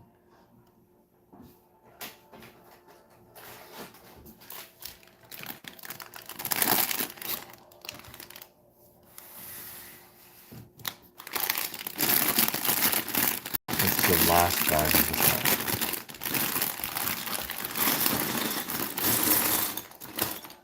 A lot more pieces than I was expecting. This we seem to be almost done. Let's see, what are these pieces used for? Do we really need all of them?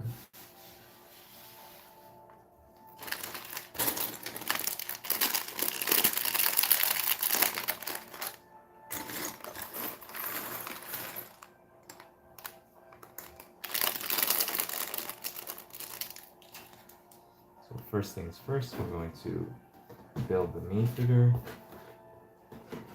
This is the only female character in this set. So it's going to be the Nami minifigure. Dual molded arms. Very nice. Legs are printed.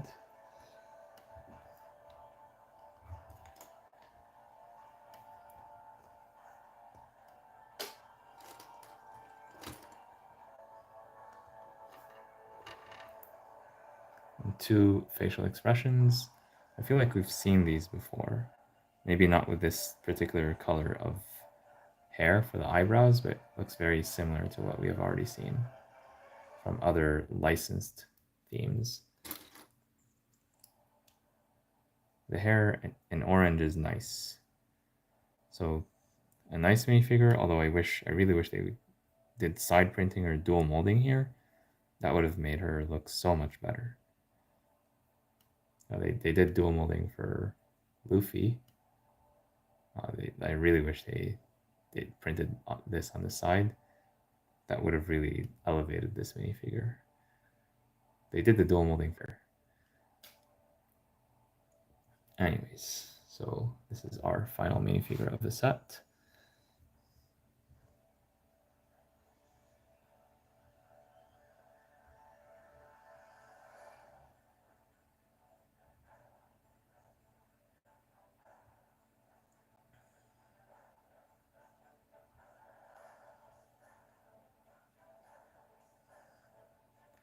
Let's see, what else do we need to do?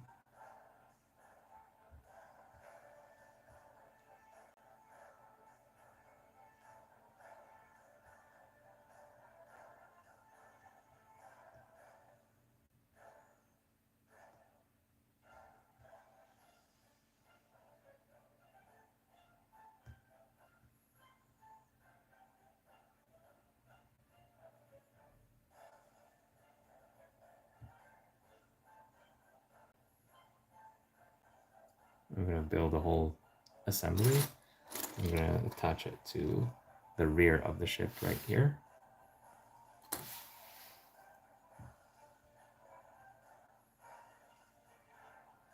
This is actually more involved than I first thought,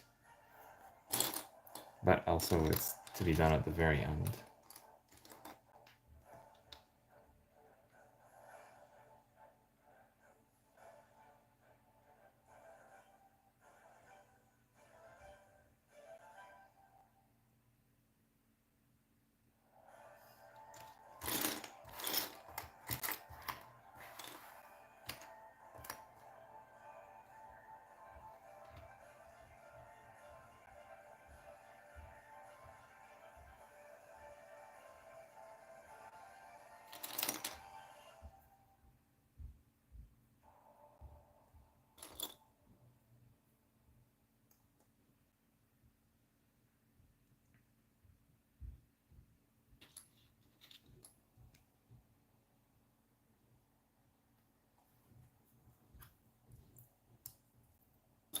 So now I know what we're building, but I don't know why we're building it this way. We'll find out soon enough.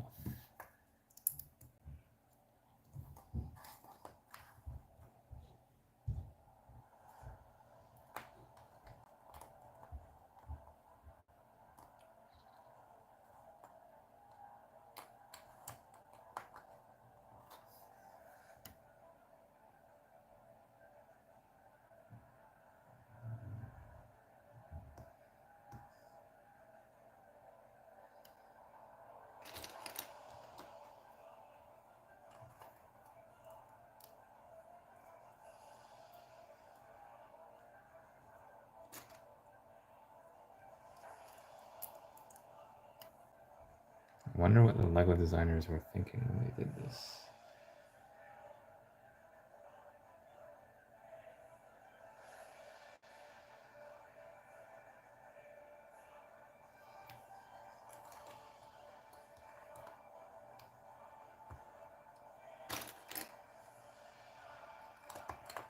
This goes here.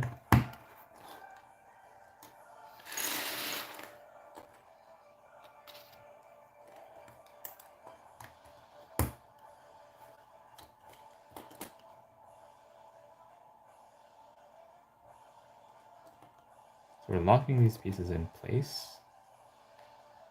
but why?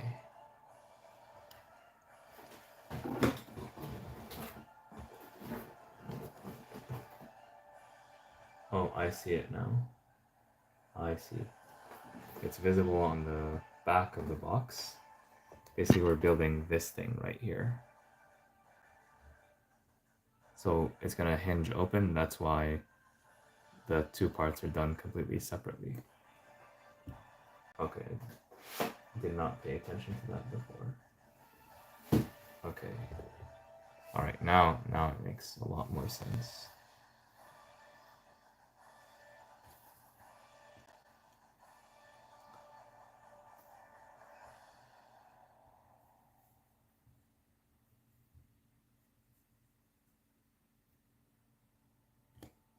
So at all times, they're gonna want these to be able to be opened. That makes sense now.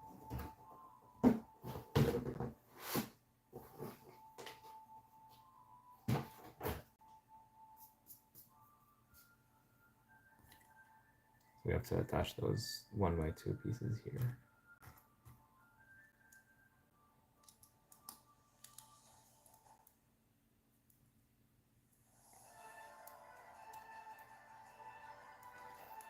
How about you?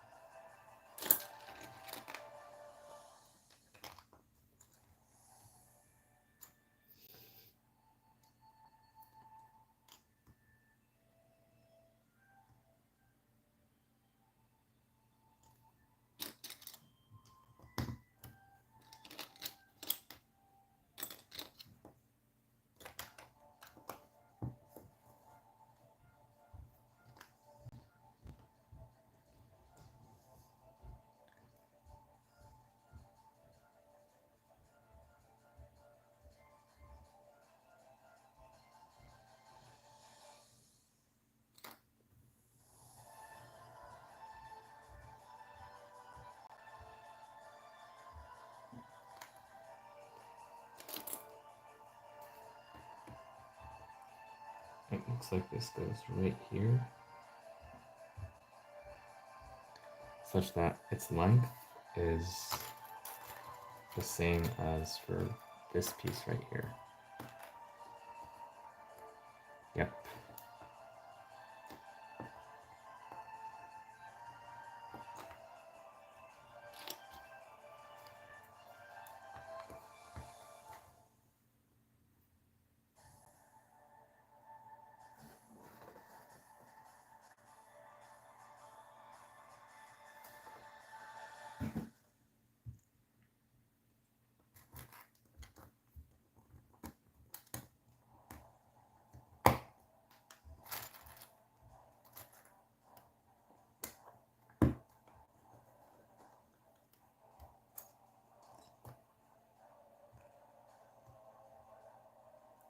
There was no part of this build that was particularly boring. Each part is different from what came before. Each part has interesting part usages and building techniques. And you get a minifigure in every other bag, in all the even numbered bags, and a wanted poster in most of the odd numbered ones.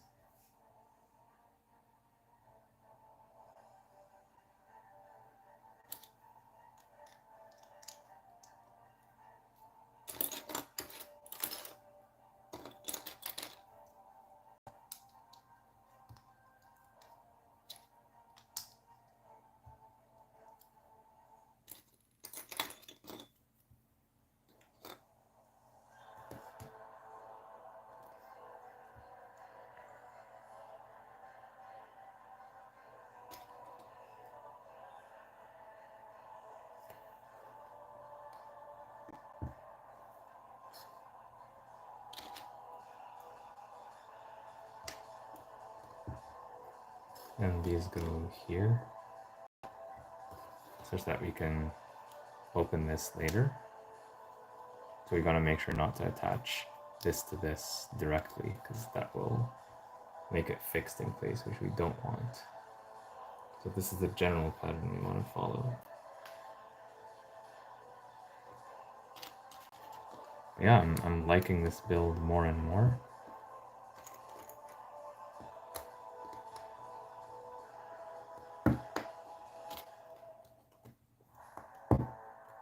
Also, you just need to make sure not to attach any plate from here to here. I made that mistake in the past in other sets.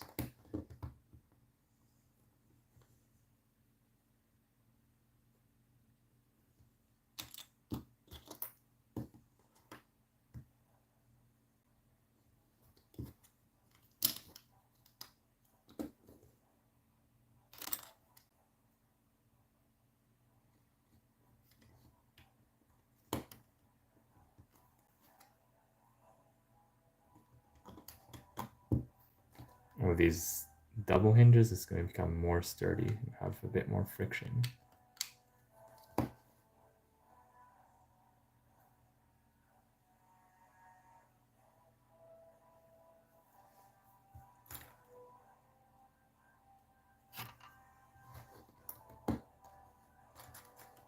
This music reminds me of Star Wars.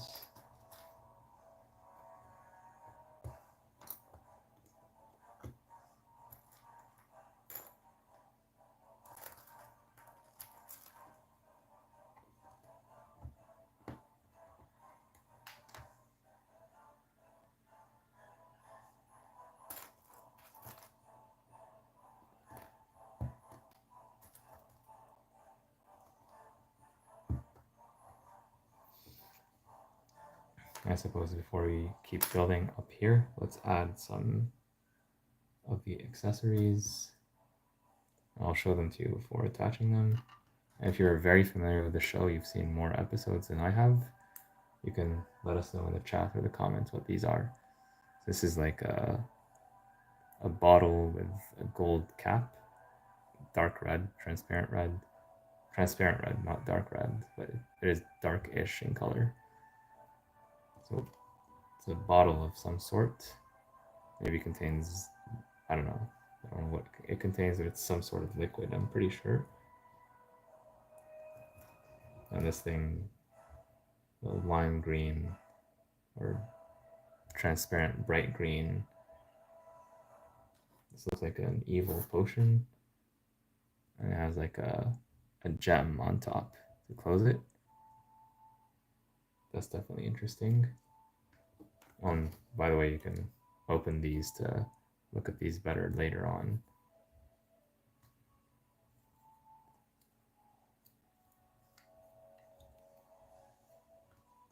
And then we're putting a fork, or a spoon rather, in this transparent piece. I don't know why, but it looks like that's what we're doing.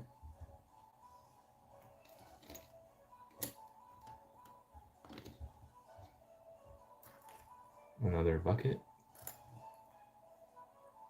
We've seen this recently in the Italian Riviera.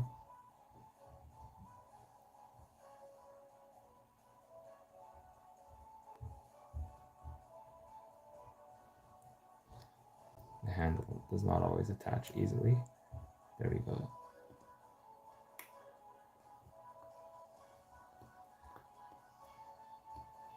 And this particular handle is a bit finicky.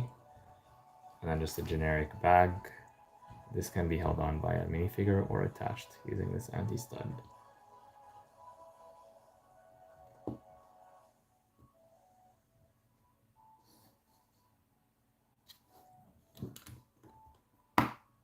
I like the color contrast here.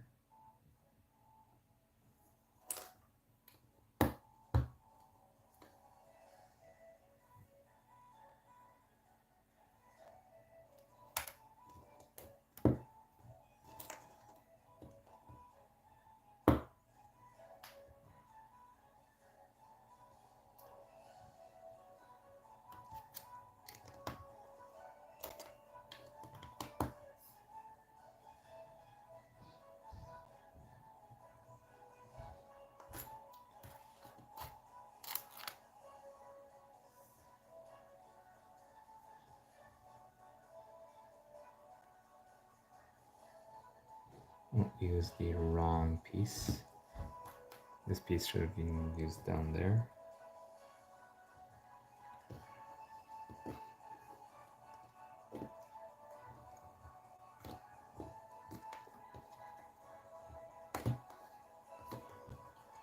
So basically this piece is also to attach to that black piece. I don't know how they would have fit that in there. Oh, now we have to take apart the whole thing. Oh well.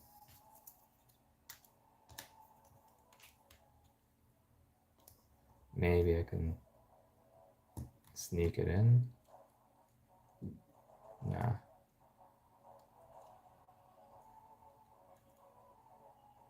This is really held in place well. Doesn't seem like it wants to go anywhere.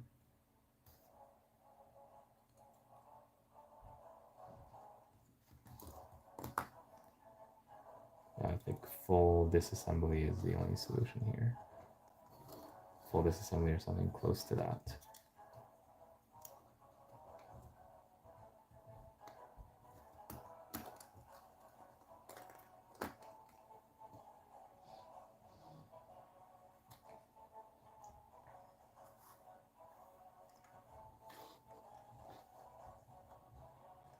So they want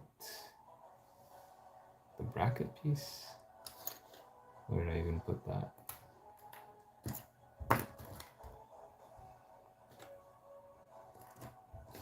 Yeah, here. So they want this to attach to this.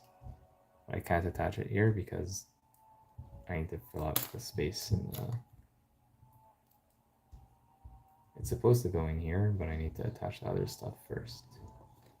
Or maybe I can do...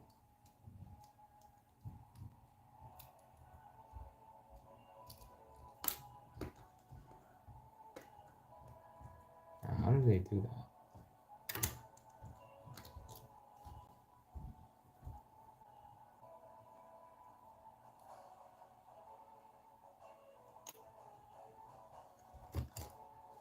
It's gotta be like this. Then this gets attached like this to it.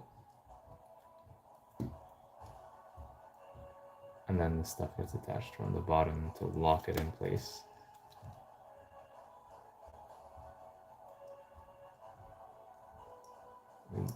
Was it like this that we did? Yeah.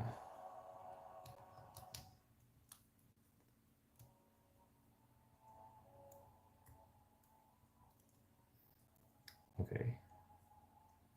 All that just for one piece. So you can see, well, one piece. That's the name of the theme.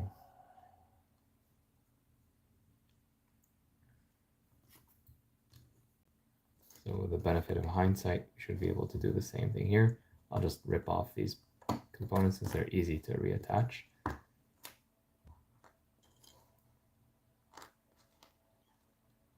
Then, yeah, I'll just, basically we want to remove the bottommost two plates, perhaps with the help of a brick separator.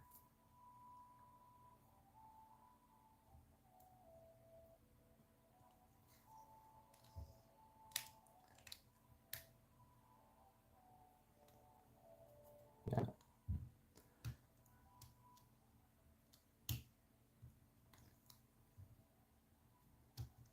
There's a partial disassembly here, not a full disassembly.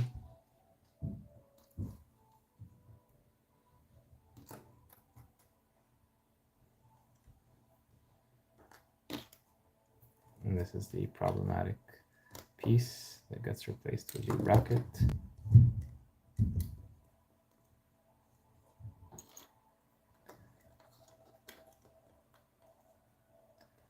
We slide this in place.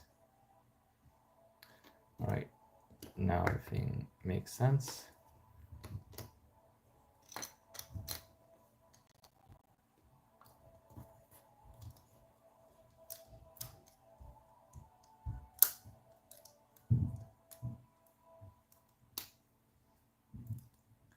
There we go.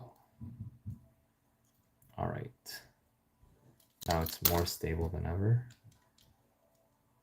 Other than that piece. Okay.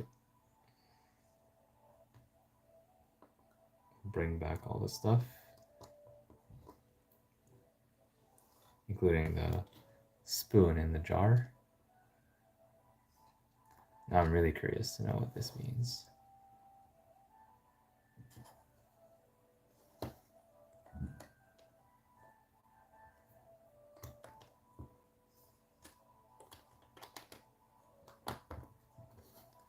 All right, we're where we were before, and now we have these pieces that we liberated from there that we can use.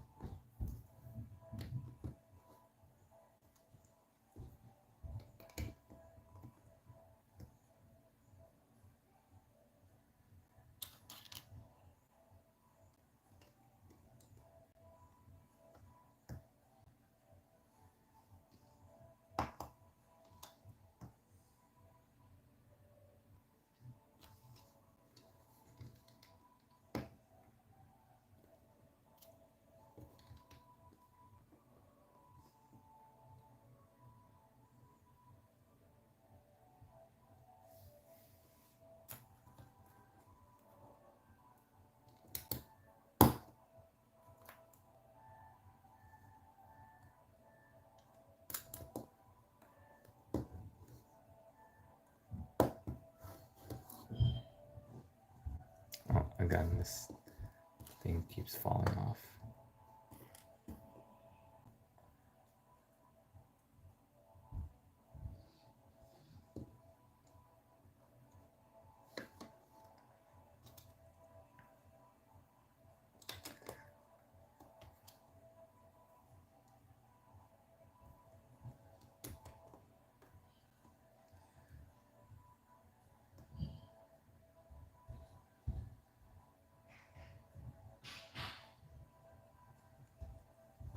Actually, these sprue marks should be facing the front to be hidden in this case.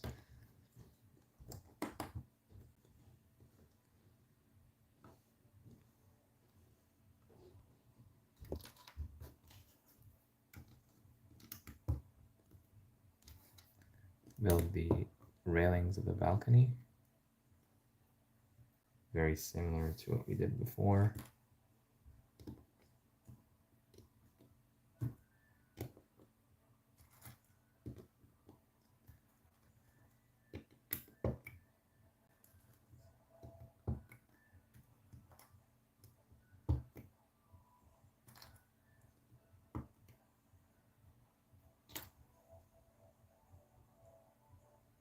And now these I'll put them, actually I put them towards the front as well.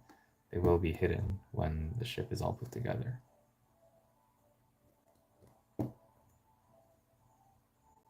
There are lots of pieces, but they go all in this very small, compact form.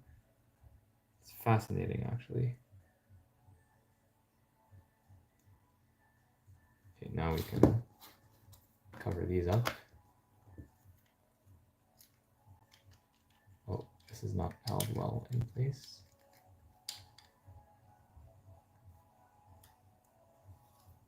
This might go in there, actually. I don't see it used elsewhere, so yeah, it probably goes in there to keep everything stable. Right? Yeah, probably.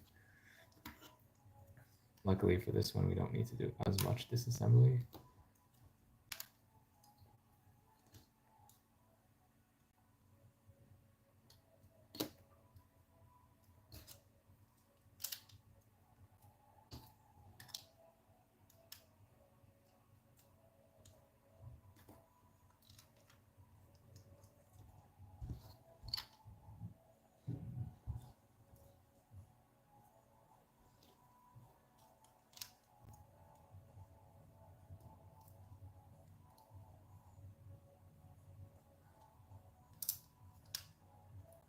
Okay, now this feels much more securely attached.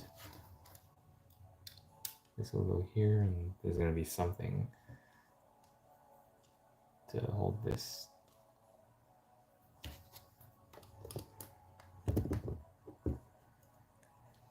Wait a minute.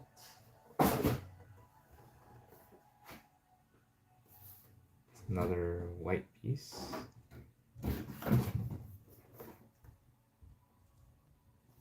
It's not visible.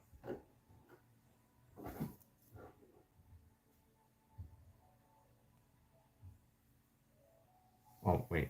You do have another one of these. I didn't see it.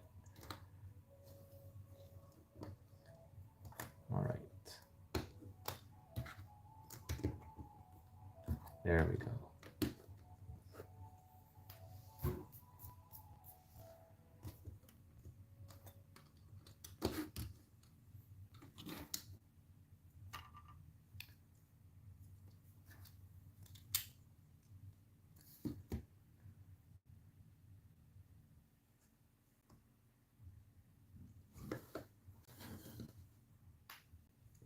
I'll restart the music after the ads.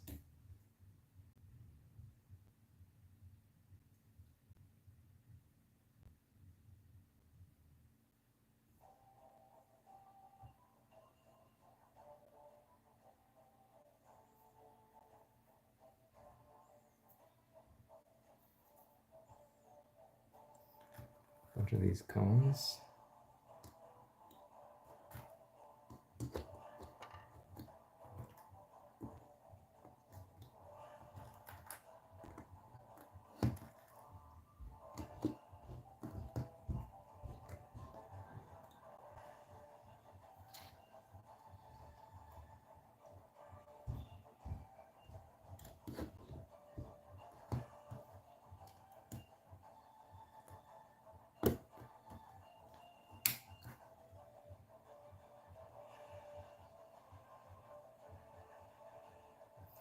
Let's not forget this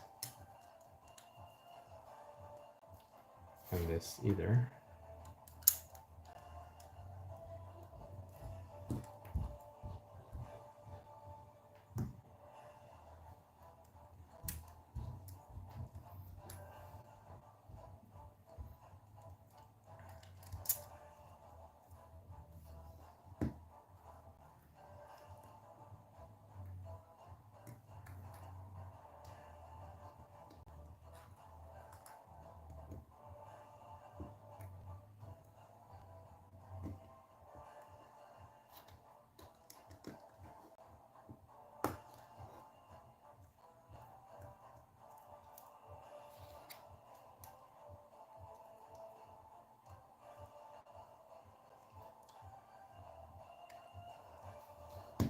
That looks cool.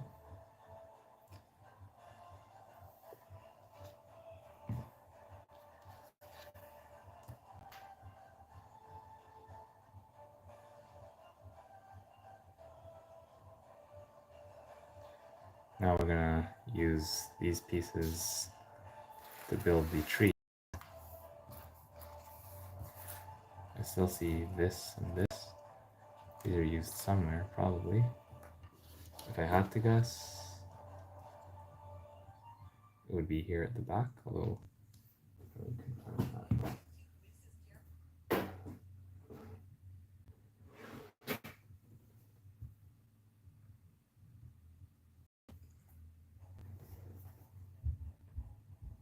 yes. Although I'm off by one here. So these actually should go here, and basically this should be pushed back.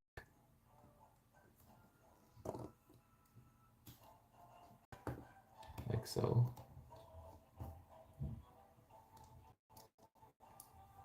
This will give us a bit more space here.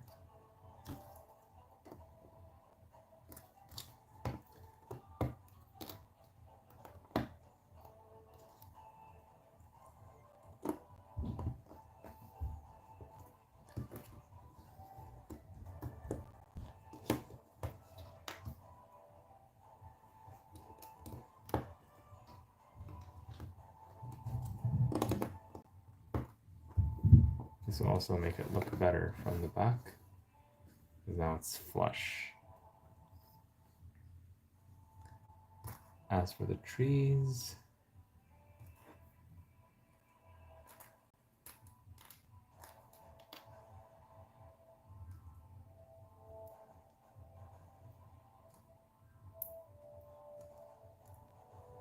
I have a very simple design, simpler than I would have expected from LEGO in 2025, but that's not a bad thing. They're intentionally going for something simpler here. They could have done this like in the 90s. I don't think they were doing trees like these in the 90s, but they had these pieces back then, I'm pretty sure.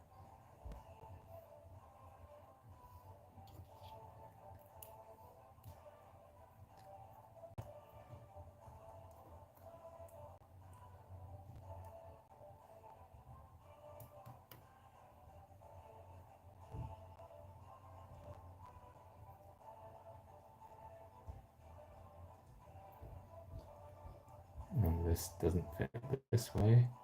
I don't see this anywhere. Well, perhaps it's actually under. Yeah, we put these studs in too early.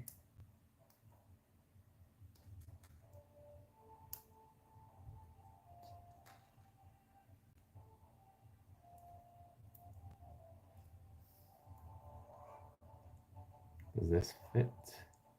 This looks like it's illegal to me.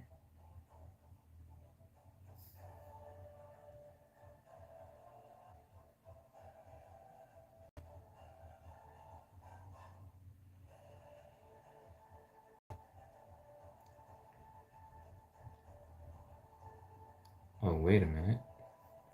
I also see these pieces here. It looks like the tree is going to be attached to those instead. So these are used elsewhere? Maybe for the rigging? Okay, that clarifies things.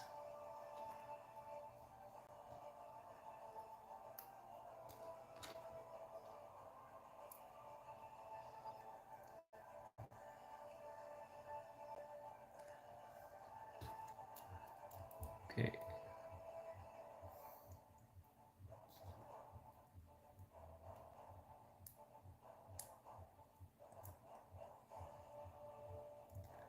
And since this piece can be hard to attach like this, sometimes it's useful to actually use a brick separator to apply the piece. Kind of like using a brick separator but in reverse. Or attach it to some other large piece and then basically let go of that piece that way. So in this case it would be, let's say, you put it here, then we put this here. sometimes it can be quite stubborn.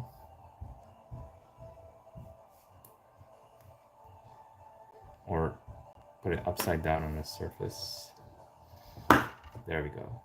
I'll do the same for the other one. There we go.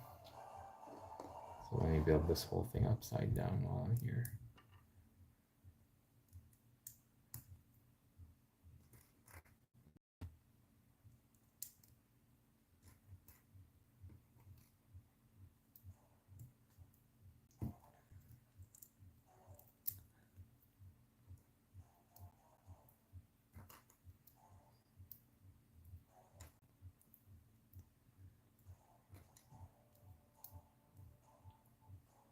So now that I think about this more, I think this could be an homage to the anime. The anime has a simpler, flatter style. This reminds me of what we did with the Lego Simpsons set that came out recently.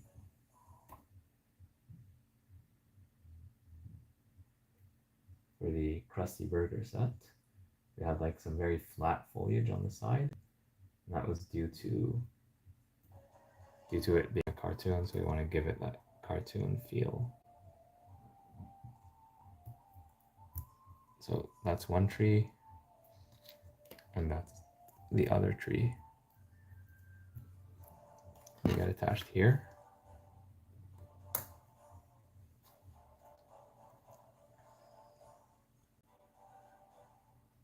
Like so.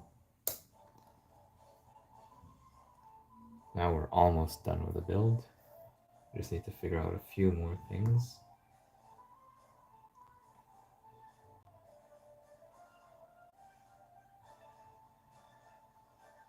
I don't see where these pieces go.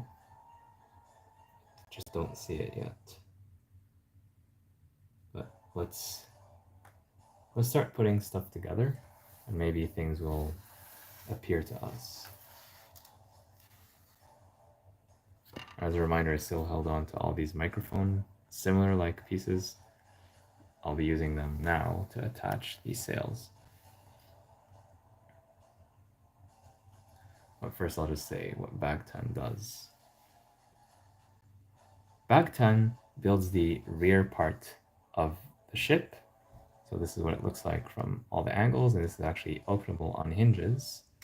So there's a little bit of studs on the side construction here that's not immediately apparent. And then this gets slotted into the main ship like this.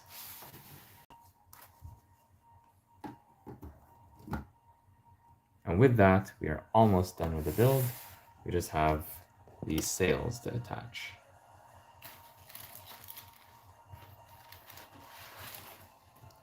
So here we have the sails. Very nice, very impressive. We've seen these on day one, and it shouldn't be too difficult to remove them from the vinyl, but just be careful. You don't want to damage them. So gently remove this, and it's the same thing with the Ninjago dragon wings and the banners from the Natural History Museum, if you've built any of those. They're held on like this, so just tear them apart carefully.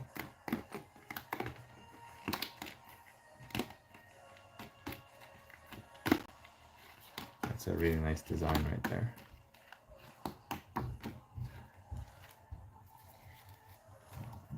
And let's just tear this apart while we're here.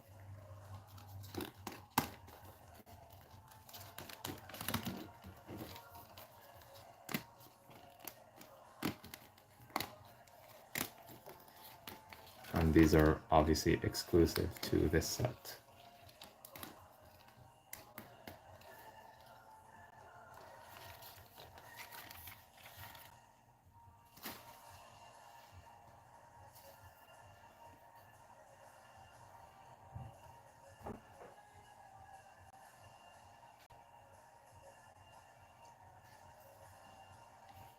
This one looks good from both sides. So the diagonal is gonna be like this, from what I understand. So It's going to be something like this, I believe. I'm referring to the box for this.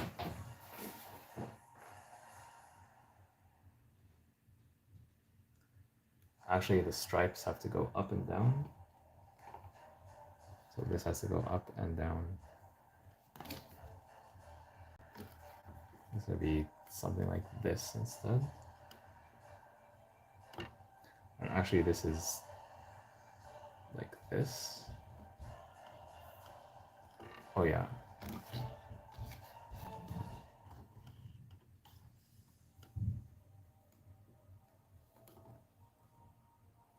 Yeah, that makes sense. And yeah, so basically we'll take one of these pin pieces or microphone pieces that are not actually microphone pieces. I don't know what they're officially called. Let me just plug this in like this. Let me do the same thing here and here.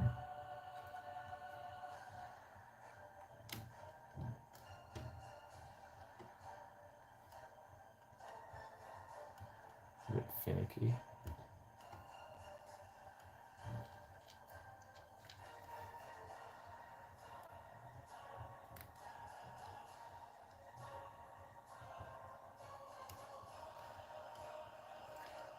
Alright, so this is done and we'll look at it from the other side soon. But first, let's do this one, and this one obviously it's gonna be like this, and it's gonna be at the front of the ship. So this one, you don't really need to think too much to figure it out. I just hope I have enough of these microphone-like pieces.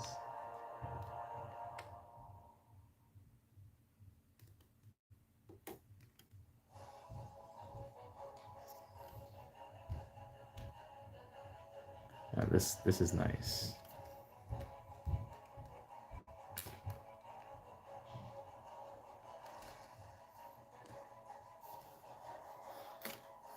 And the sails are not done completely flat, which is an advantage as well. It's going to give the impression that the wind is blowing, which is a really important thing in a sailing ship. Hello, Bricktastic Ideas. Thank you so much for joining. You came at a good time as we're putting the sails together. Now, these guys,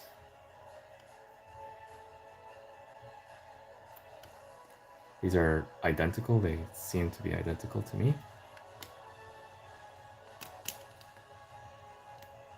Again, rip them out carefully.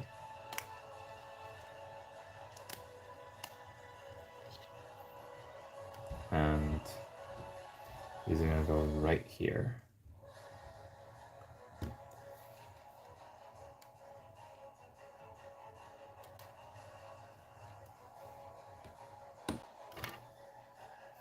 I'll just adjust the camera angle so you see that better for the other one.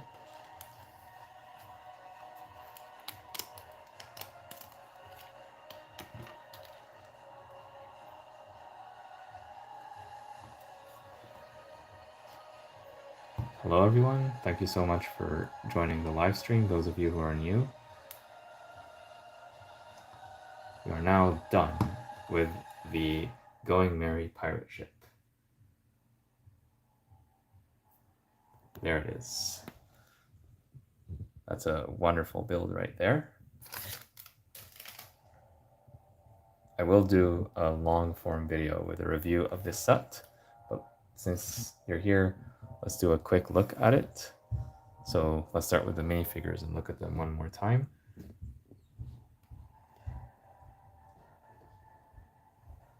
Just going to try to find a plate or somewhere where I can attach all of them for convenient viewing.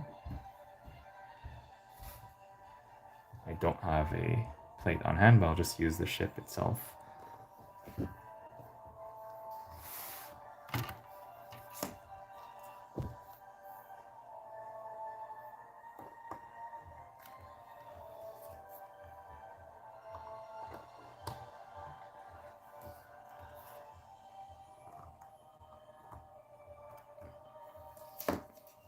And we're going to want to put the minifigures on the ship anyway to get a better understanding of its scale.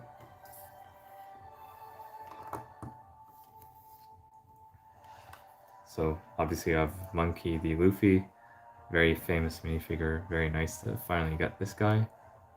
And he has an alternative expression. It's kind of hard to see from here, but here it is. And notice the scar. We see the scar on both of the alternative expressions. It looks pretty much the same from both sides.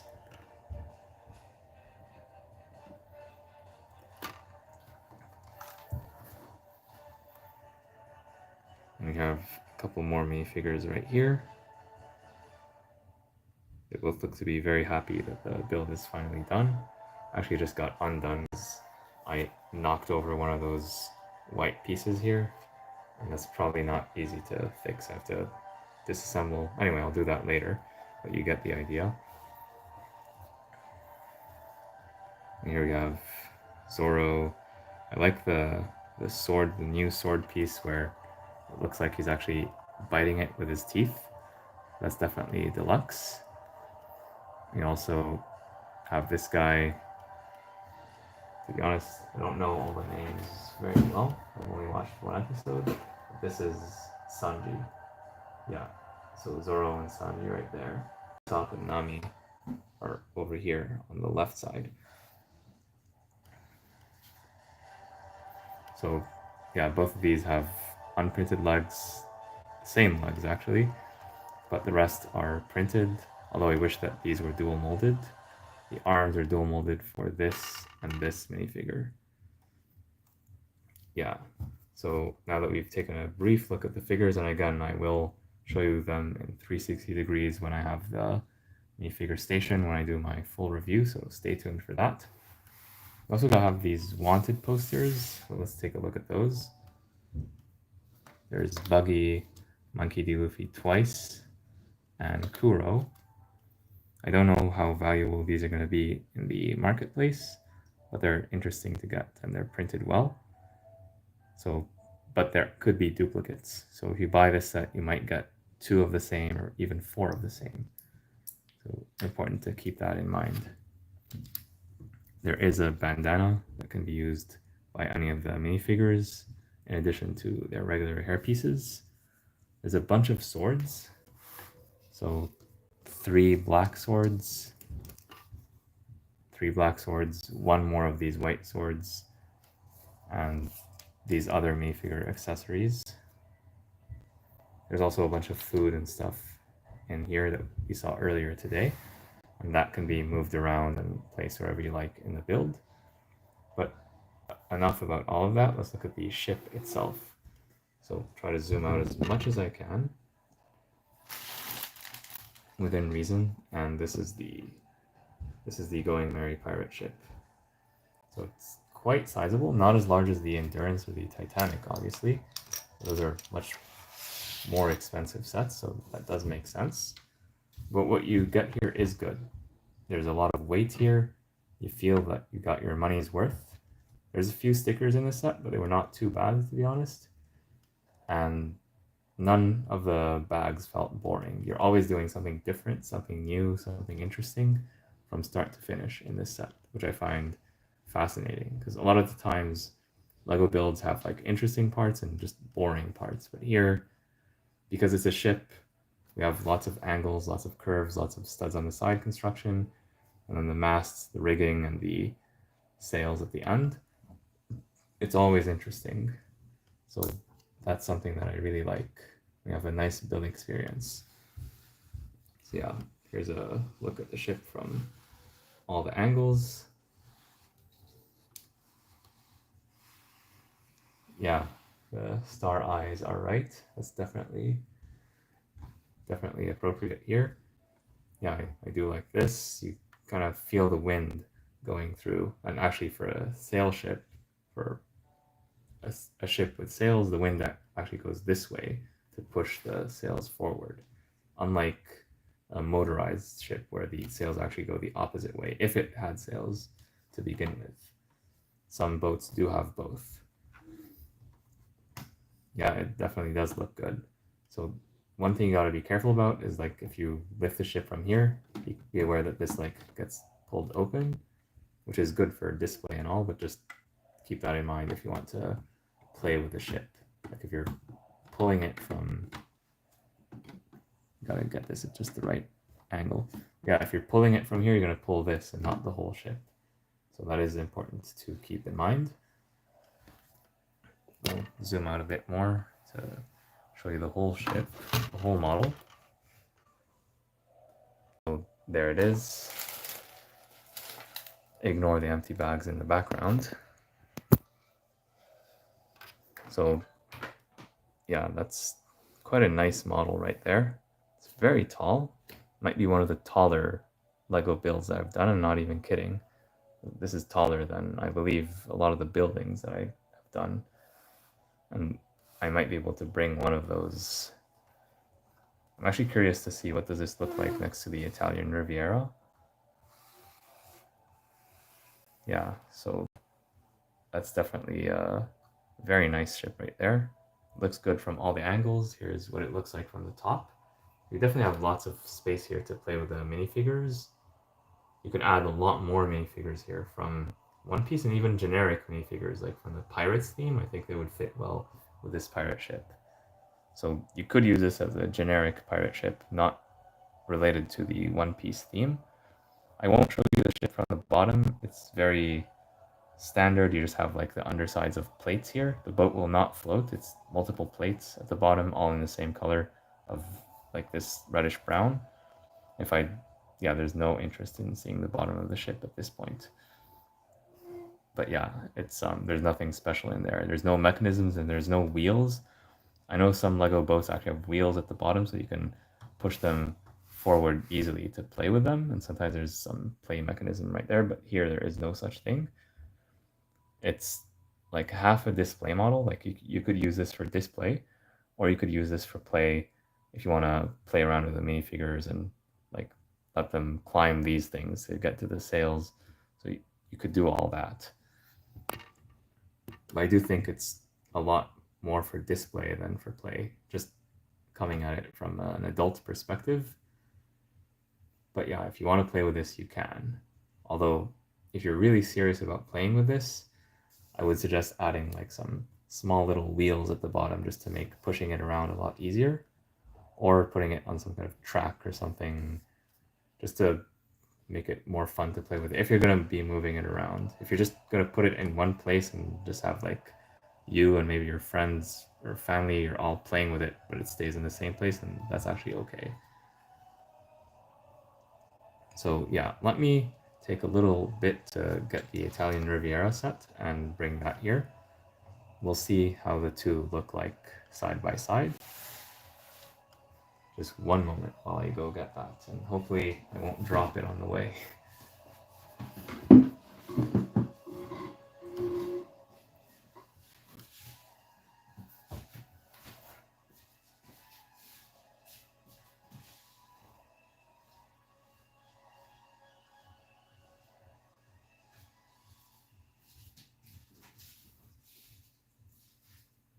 The Italian Riviera is a pretty heavy set, pretty difficult to move around, but here it is. And I'll move things a bit to give you an idea of what they look like next to each other. So this is a bunch of buildings next to the seashore. And so imagine if instead of you have just this little boat, you have a much larger boat from One Piece. And actually, I think they scale well next to each other. So I could see myself being a minifigure living in these houses, and then you have this big pirate ship coming, and maybe they're friendly pirates, and maybe they're not so friendly. So that's definitely a like they both fit really well with minifigures. So yeah, just look at that. Yeah, that looks nice. I'm sure you could integrate these into some kind of display scene. So let's see, can we just want to push this back to the corner and then do this. Yeah, Yeah, I think this looks pretty good. Here's what that looks like from different angles, including the top. And then you could imagine basically dropping the anchor right here. You might want to extend this a little bit, have like some kind of dock or something to basically attach to the ship so that people can get to and from it without having to swim. Maybe they're going to be here to buy some gelato and get some diving equipment. So it's a mix of more realistic and more fantasy based things, but I do think it makes sense. It's nautical and it's minifig size. Here it is, like what it looks like from the side, just so you get another idea. And in terms of pricing, this is a set that costs, I believe, 140 or 150 US dollars and 170 Canadian dollars, 170. This is a set that costs $300 US or $350 Canadian. So this is about twice the price of this. I think overall, like without counting the pieces, without like doing super detailed calculations, I think that's fair at first glance. Like you do get some good value here. I feel like just without, again, I'm not doing the price per piece calculations, but I'm just giving you my gut feel. And here, this looks bigger than it actually is because these take up a lot of space, so it looks like this is a very massive thing. So it feels like a good value, even though most of the pieces in like 9 out of 10 bags, they were all building this. And even bag 10 was building this, so it's just bag 9. Like only one bag is building these. These are fairly skeletal, but it feels like you get a lot of value here. With here, it's much more dense. All the parts are packed into very small spaces, and there's lots of plates and tiles, stuff that's one by one, like this flower, and same thing for all these walls. So this is much more densely packed. Also, all these one by ones used here for the water. Here, there's a lot more of the larger pieces, including right here, for example. There's also specialized pieces like these sails, most notably these other sails. Plus, this is licensed, so these 5 minifigures probably cost more to produce than these 10 minifigures in this set because they have dual molding here and here, and these are licensed figures versus these are generic minifigures that they just pulled the parts from Lego City. And they give us like 1 or 2 new prints, but they're going to be reused everywhere. So probably the cost of one of these figures is like literally $1. These, I'm guessing, a bit more. So in terms of minifigures, would you rather have one of these guys or 2 or 3 of these generic minifigures? And I have a bunch of these already, so I would say that I'd prefer one of these instead of multiple generic figures. So yeah, even for the figures, I'd say this is a better option. Don't just look at the number of figures, but also look at the quality, the printing, the licensing, etc. So yeah, I think that's a nice brief comparison between the two sets. If you have any questions, feel free to leave them in the chat if you want to look at something specific, or if there's something specific you're wondering about, I'll be happy to answer if I can. Or if you have any final comments to say, otherwise we will wrap up this live stream. We're done building this pirate ship. We already finished this, and I'm working on my review for this set. I filmed it, but I still have to edit it. There's lots of work that goes behind the scenes to make a video on YouTube, especially since I'm doing all the work all by myself. So I'll give people, let's say, 15 more seconds to leave their final thoughts. And in the end, I did not figure out where these pieces go, and I'm okay with that. We ended up building the ship. I don't see any obvious thing that we're missing. I'm gonna check one last time. Like, this thing here does not seem to have anything attached to it, so yeah, I think it's good. It's okay in general.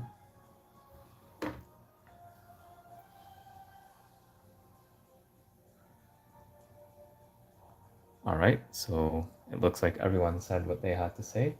Thank you again for joining. The giveaway is still open. It will close at some point soon. We're almost at the end of the month. So it's your last chance or close to your last chance to enter if you have not done so already. And then some people will be winning some polybags or even box sets from me. And you can expect to hear from me if you win sometime by the end of the month or the start of the next month. All right, everyone. Thank you so much for joining the live stream. If you have not already done so, please make sure to like and subscribe.